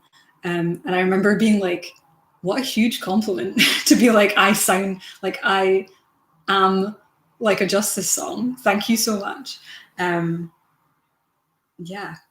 And yeah, I do come back to them frequently. Okay, I'm going to fill this in now. Okay, so that was 30. And then a pencil. 31, 32, 33, 36, 37, 38, 40. Yeah, so cool.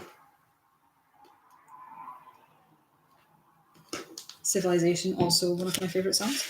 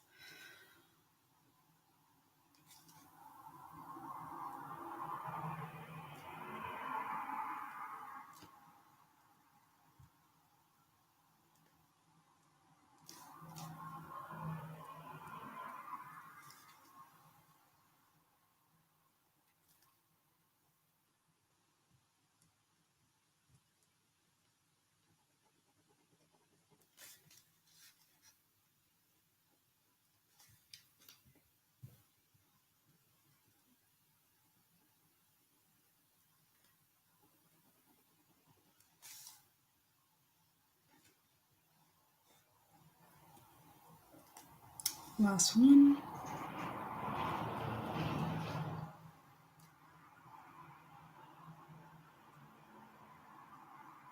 Oh yeah.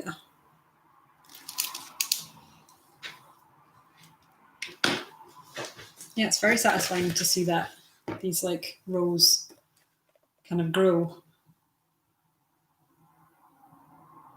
Oh, I should label these as well. So that's 9K. And then this will be 12. 9, 10, 11, 12. Yeah.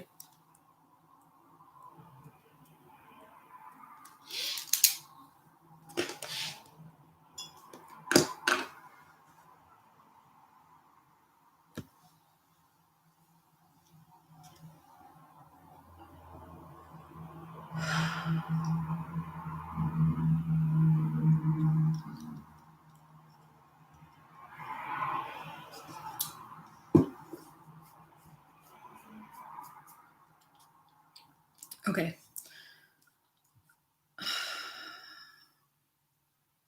I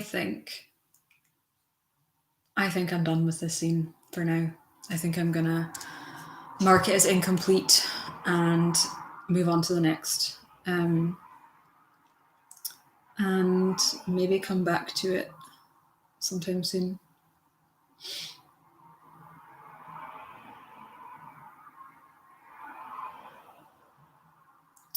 And so next, I'm actually going to be brainstorming the scene after next, because I'm back to one piece of dough, or one round of dough, and I need to make another one before I bake that one.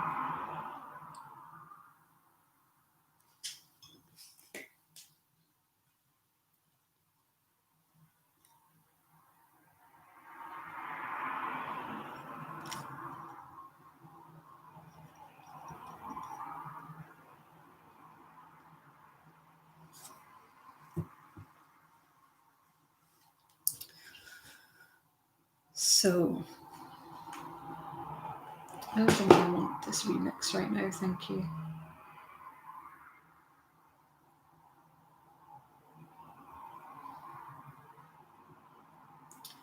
Okay, I just want to get to word count so I can go and like play Graveyard Keeper, which I still haven't got back to since October, even though I've been saying I want to play it again. Or I've been watching, I'm kind of always watching Dimension 20, but I'm watching Unsleeping City, the first season, and it is everything I want from D&D. It's incredible. I can't handle it. I'm having to ration it for myself. But I do need to do laundry actually, so maybe I'll watch that and do some laundry. Yeah.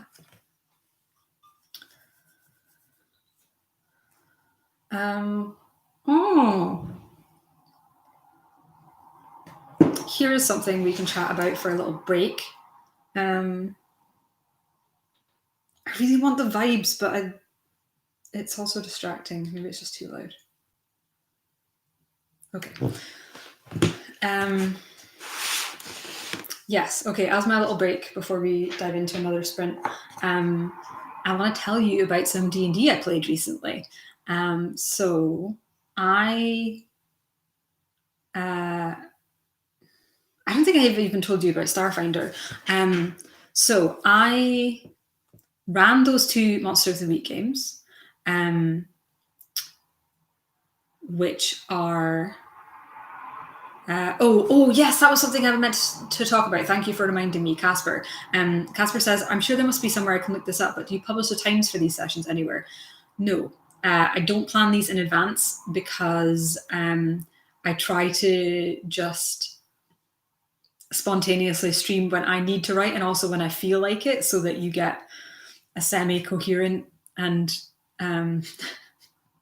you get a version of me that wants to be here. But because they're all spontaneous, I have set up a little opt-in like email list.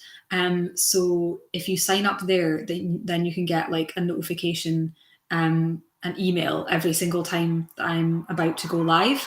And obviously you can jump in when you're free and catch up on the replays if you want when you're not.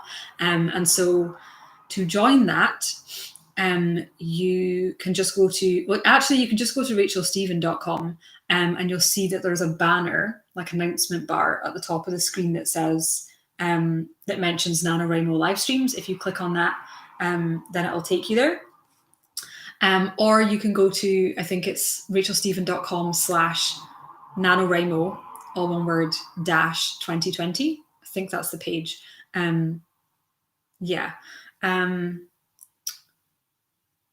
So yeah, if you want to be notified of other streams and stuff like this, I don't plan them in advance. I just decide to do it. I think that works best for me.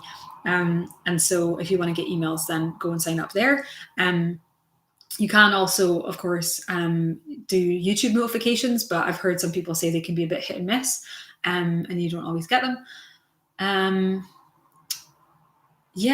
So Loose Leaf Page is also asking, can we add you as a buddy on the Nano website, or do you prefer to keep that to actual personal buddies? You can add me if you want. I don't really, I have a bunch of buddies on Nano and nothing happens with them. Like anyone that I am buddies with on Nano. Like, I don't communicate with them through Nano. It's always through other things anyway. So I guess, like, if you want to see my word count and stuff, then you can add me. But it doesn't necessarily mean all that much to me. I don't seem to actually interact with buddies all that much on the Nano website. But yeah, if you want to add me, go for it. Okay.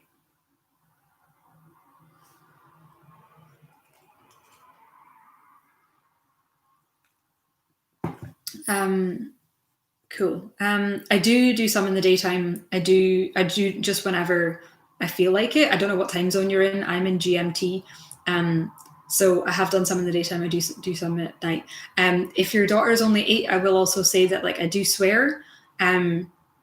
Sometimes, like, my videos and streams aren't, like, technically for kids. So obviously that's up to your discretion as a parent. But it's not always super kid friendly, I'm afraid. Yeah. Oh yeah, D&D, that's what I want to talk about. Just for a fun little interlude. So I ran those 2 Monster of the Week games where I was GMing. And then my brother he was putting together a one-shot in Starfinder, which is basically like D&D in space. It's kind of got a lot of different inspirations, everything from, like, Guardians of the Galaxy to Mass Effect to, like, just lots of classic sci-fi and stuff. And so it started out as a one-shot, but he was like, this is actually becoming like a mini campaign. And we've played 1 session of that. And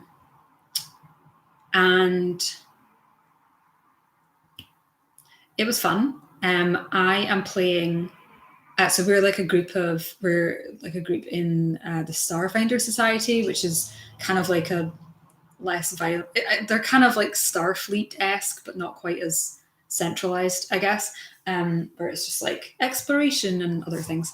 And so I am playing a Yisoki, which is like a rat person in this world, like a 3-foot tall, like rat folk person.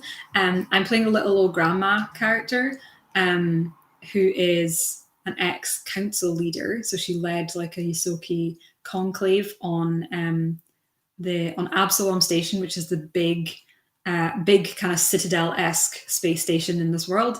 And yeah, as like a retired council leader, opened a tea shop for a while in her retirement, thinking that she would want a quiet one, and then was like, actually, no, I want adventure, and so became an adventurer. And I love her to bits. She carries a little tea flask everywhere she goes. And yeah, it was good. It's such a, like, the rest of my party are kind of like, we've got like a gambler, we've got an outlaw, and we've got essentially like a young Sith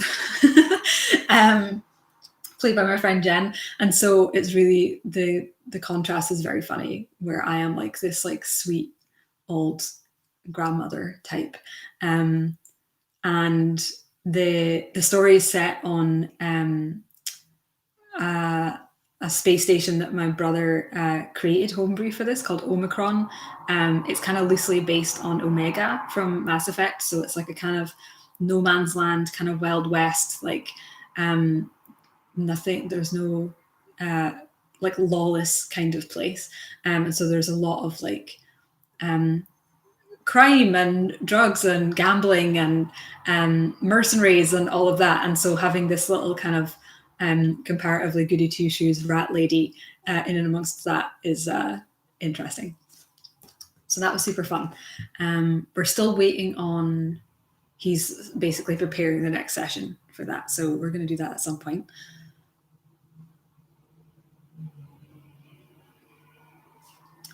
But more recently, I actually played, I guess like play tested a one-shot of a game called Stillfleet, which I'm going to say that I don't think anyone's going to know it necessarily. So Stillfleet is oh god, am I going to try and describe it? It's thank you. Foxel says, I love that, a grandmother rat with a teapot running around. Yeah, this is my favorite part of this character as well, is that so her name's Tem Patchworth, and yeah, so like she's a rat person, she's a rat lady, and I actually used to have pet rats many years ago now, and I kind of like headcanoned that this character is actually like a many times removed descendant of one of my pet rats, who was called Patch, and she was the daughter of two of my other rats because they had babies, and so she was born in my flat, and I think, and she was just like incredibly adventurous. Like I always said that it was because I thought that it was because she'd never like been moved or like taken in like a cage or anything, and had never really been exposed to anything that might be scary or traumatic to a rat. She'd just like been born in the flat and lived in the flat, and that was it. And so she was just absolutely fearless. Like she would, climb up one piece of furniture and leap onto the next one. She once climbed up the entire Christmas tree and then like kind of snowboarded down the outside of it and stuff. She was incredible. And just like I used to call her the Indiana Jones of rats. And so I was like, what if my character was a descendant of Patch? And that's why her last name is Patchworth. So fun. And Stillfleet, like I said, is a playtest of a new RPG that I think was meant to be released sometime this year, but I don't know if that's still on track. Created by a guy called Wythe Marshall. And I found out about it through the actual play podcast Fun City. They normally play Shadowrun, but they wanted to put their regular campaign on hold while COVID was happening. And so they've started the Stillfleet game like in the meantime. And Stillfleet's like a kind of grimdark, like super far future kind of dystopian anti-capitalist like space exploration game where you go and explore like dead spaceships and like planets and stuff that have been disconnected from each other for a long time. And yeah, I was a little bit intimidated because I thought it might be too dark for me, but it was actually great. And again, I'm playing like another like sci-fi animal species character, which is kind of wild. But I picked a pre-gen character who's like a kind of 5-foot salamander person, and I just had the best time playing her. There was a couple of options in terms of personality and presentation. One of them, there was two options. It was like either you're the life of the party or you're the absent-minded professor. And I picked the life of the party. And then from there, I was just like, I feel like I just get this character, where I was like, she's a salamander. She wears a purple fedora. Her skin is like bright pink, purple, and yellow. She wears fancy boots, and she's just down to party all the time. Like she goes on missions. She loves missions specifically. They're extra dangerous and have extra struggle just because once you survive and you get back, it makes the parties even better.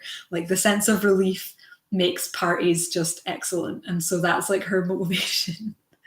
And so she's very like, yes, get in there and stuff. And it was also just like a good character to play in terms of just like being kind of fun and funny. She was like an engineer who would tax Stiffworks, which is basically like the person that opens the stargates, essentially. And I rolled really badly. And so it took me like both getting out there, it took me 2 goes to open the Stiffwork. And then on the way back as well, I also rolled badly, and so it took me 2 tries. And that led to this canon where I'm like, I think she's just really bad at her job. I think she's like a bad banshee, essentially, like Stiffworks operator, which again was super fun. So I played that game recently. And I think there might be more. We were talking about maybe doing more, but it was a one shot where it was just like a bunch of people from Discord, kind of like none of us knew each other. We all just kind of gathered together and did it, because I think Wythe is like play testing this game before it comes out, whenever it's going to come out. Yeah, it was super fun. And that was Saturday. That was my entire Saturday night, and it was a great time. So that's my absolute splurge of D&D stuff.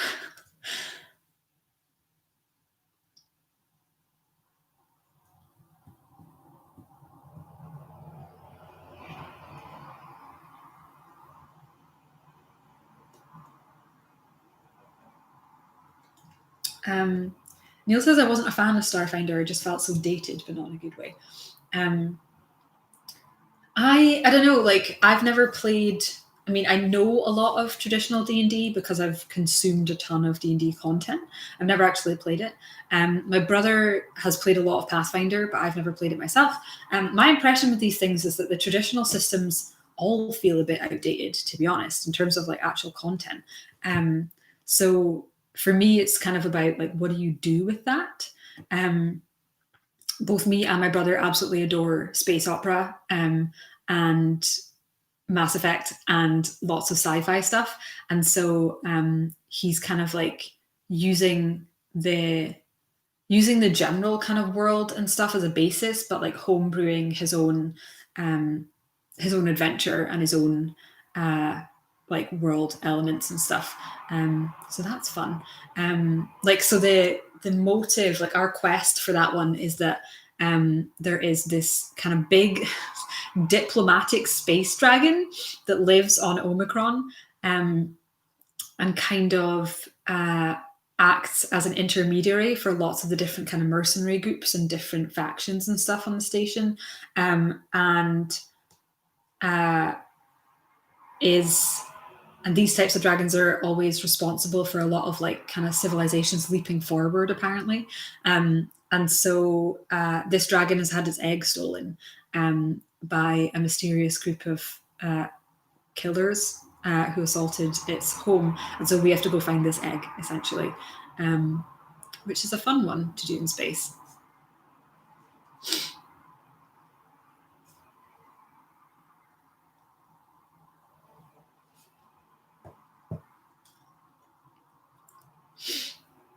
I'm loving hearing what everyone else is playing. That's great. Yeah, I've like only listened to a little bit of one Pathfinder podcast, and I did find it just a bit. I mean, all most of them are very rulesy, but I find it like extra rulesy, and I was like, I don't know if I can be bothered with that. That's the reason that I picked Monster of the Week for my game, because it's kind of one of the lighter ones rules wise. But Stillfleet was great, and it's like got really interesting. Like, it's not just a retool of like, you know, the D&D system. Like, I think the main kind of mechanics thing that's the most different is that instead of having like specific stats for you know what, I've got my sheet somewhere. Where is it? Instead of having like what you'd have in D&D, like your strength and constitution and dexterity and stuff, and having numbers for that, you have like 5 core scores, so like stats, and instead of having a number attached, it then creates like a modifier. Each of them is assigned to a different dice. So like for combat, I get a d6. For movement, I get a d12. For reason, I get a d10. For will, I get a d6, and for charm, I get a d8. And so, yeah, like the stats are kind of decided by different die that you roll instead of like modifiers and stuff, which is cool. I mean, I'm not super up on like a lot of the really gritty, crunchy mechanics stuff, but it feels unusual and also feels quite, simple so far in comparison to something like that.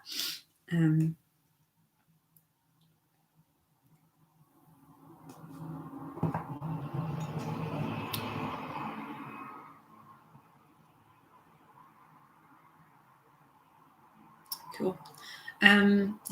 So that was fun. I guess I can actually just show you my sheet. This was the pre-gen.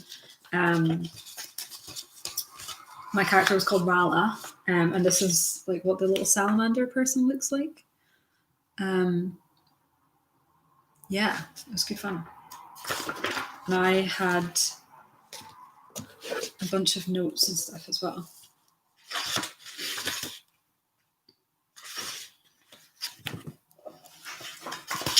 What was my favorite one? Yeah, my favorite note about my character was she looks like a party salamander, and that's because she is. Yeah, it's good stuff. So that'd be great if we could do more of that. I don't know if we'll get to organization-wise, but it was a lot of fun and just a lot of, just really enjoying doing different kinds of story things. Yeah.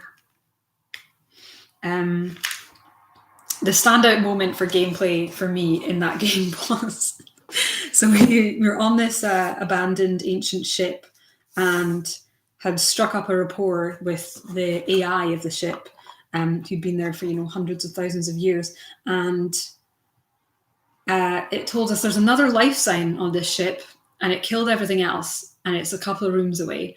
And we found out it was this kind of like predator-esque monster type thing. And I, knowing that I only had a D6 for combat, I was like, I'm going to be absolutely useless. So how can I get creative with this? We decided to just kind of let it come to us, and try and, well, actually we tried to ambush it, but we were like at the door of this room and it was coming in, and I was like, I asked the AI if it would play some inspirational music and then try and close the door, like this aperture door on the monster, and which I thought was very creative, because I was like, there's no way I'm going to actually get a hit on this thing, and then it dodged out of the way, but one of my teammates did not, and I killed him. It was terrible. It wasn't that bad. We managed, and he seemed fine. But we did have to heal them, and I was like, I'm so sorry. So slight disaster, but yeah. Okay, that's all the D&D chat I think I'm gonna go for. I'm gonna put this away.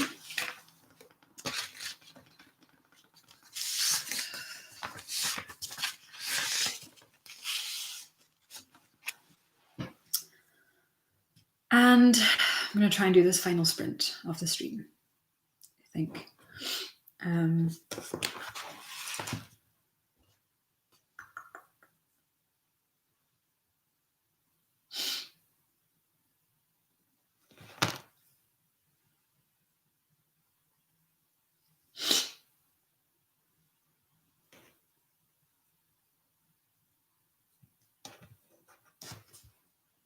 Okay.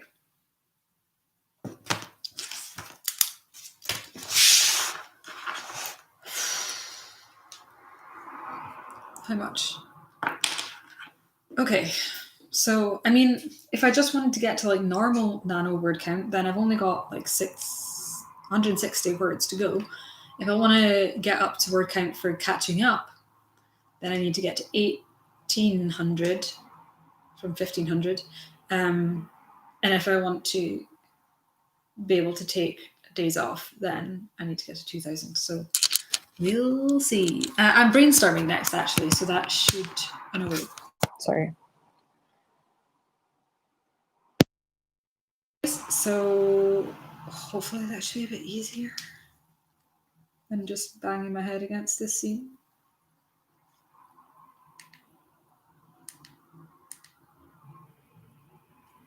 I don't know this one. Okay. So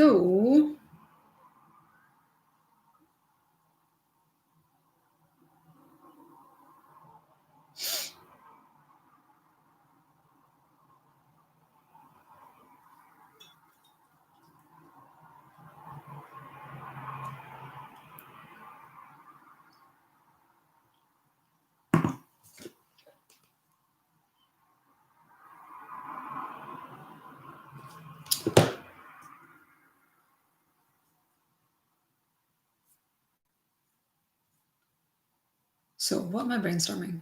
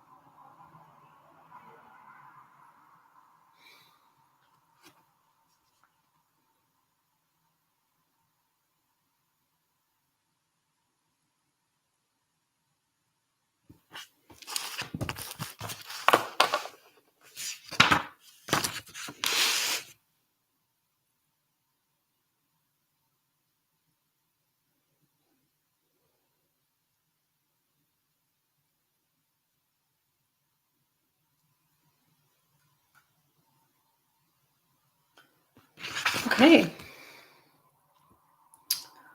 I actually need just a scene idea, like a stub. So I think I might draw another card or two. I'm not actually sprinting right now because I need to figure out what I'm doing next. But feel free to do a little bit of writing, or like me, figuring out what the hell you're doing next. So what do I want to pick? I think I might do a combination. Like either a tarot and a Lenormand, or two Lenormand.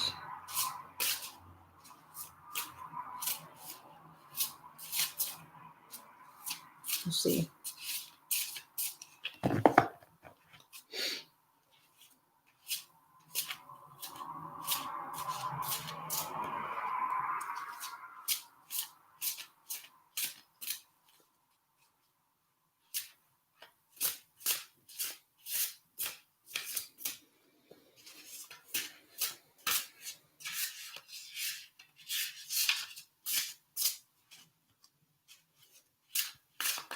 I feel like I need more characters.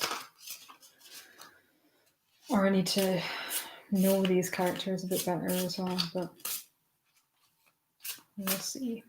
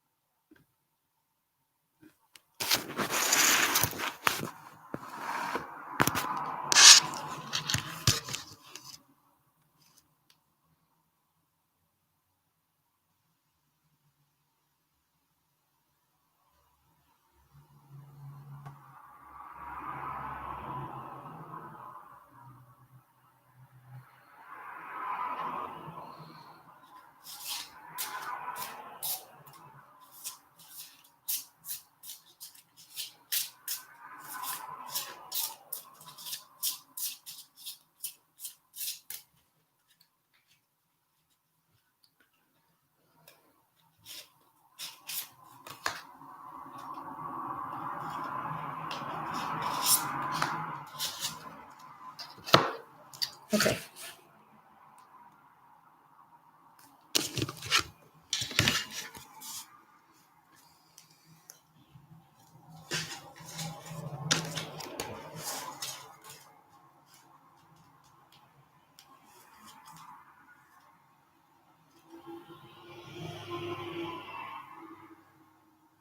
Hmm.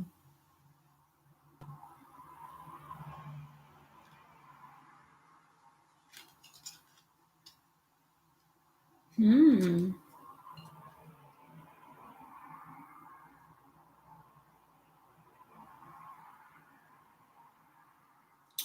Okay. This seems like it could be promising. So, I know these are going to be mirrored for you. I apologize, but we've got the letter and clouds. So with Lenormand, you kind of read it almost like this is the modifier or the adjective, and this is like the noun. So you could interpret this as like cloudy communication or like a mysterious letter or something like that. So I think what I'm going to do is actually use this as the basis for my brainstorm and ask how could I turn this into a scene or a conflict for a scene. So it's time to build a new stub. So that's what I'm going to brainstorm. We'll start again with another 5 minutes.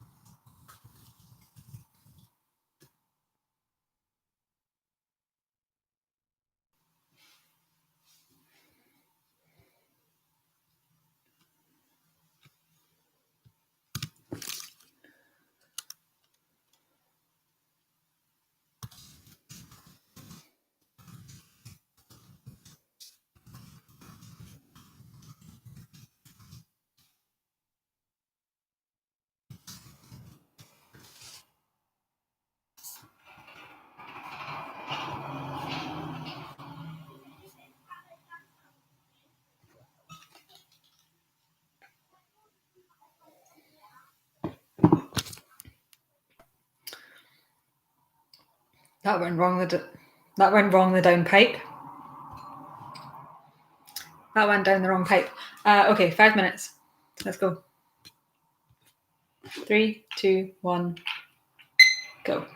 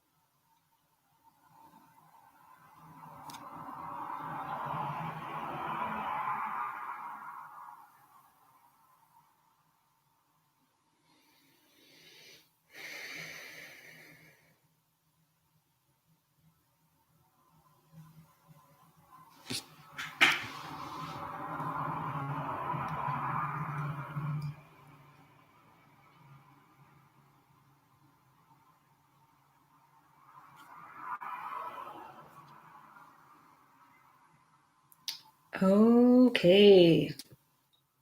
I believe I am done for today. I'm calling it. I haven't quite made it to word count, but it's close enough, and I can just feel that my brain's done. I'm just done. So, final word count update.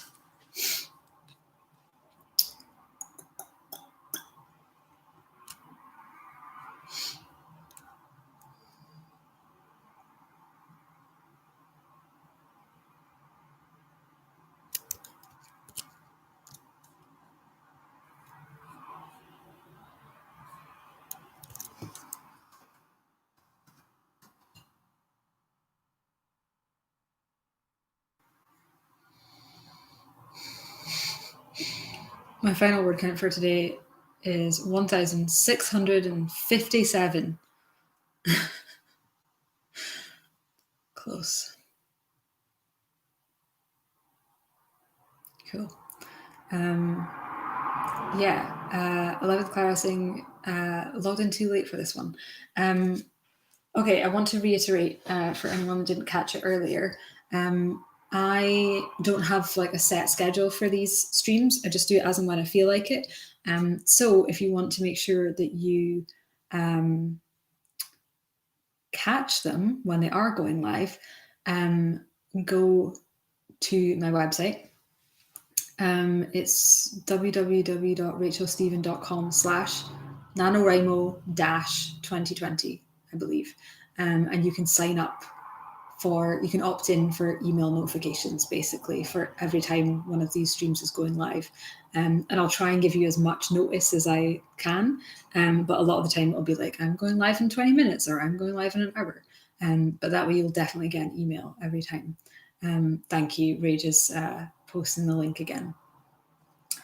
So if you're interested in more of these all throughout November, then do go sign up there. Otherwise, I think that's going to be it. Boy, I'm tired. So I'm going to go chill. It's 9:30 here. Boy, it's 9:30. I'm going to let my dough proof. I'm probably going to watch more Dimension 20 and back at it again tomorrow, isn't it? Yeah. Although I think I'll be excited to continue fiddling with things with my new desk office layout.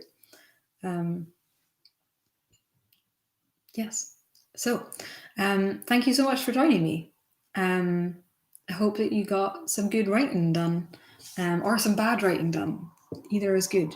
And I hope to see you in the next one as well. Is there anything else? Don't think so. Yeah, good job, everyone. Well done. Whatever you did, well done. Yeah, okay, I'm going to leave it there, folks. I'm sure I'll talk to you soon. And good luck with NaNoWriMo or whatever it is that you're working on if you're not doing NaNoWriMo. Okay, bye.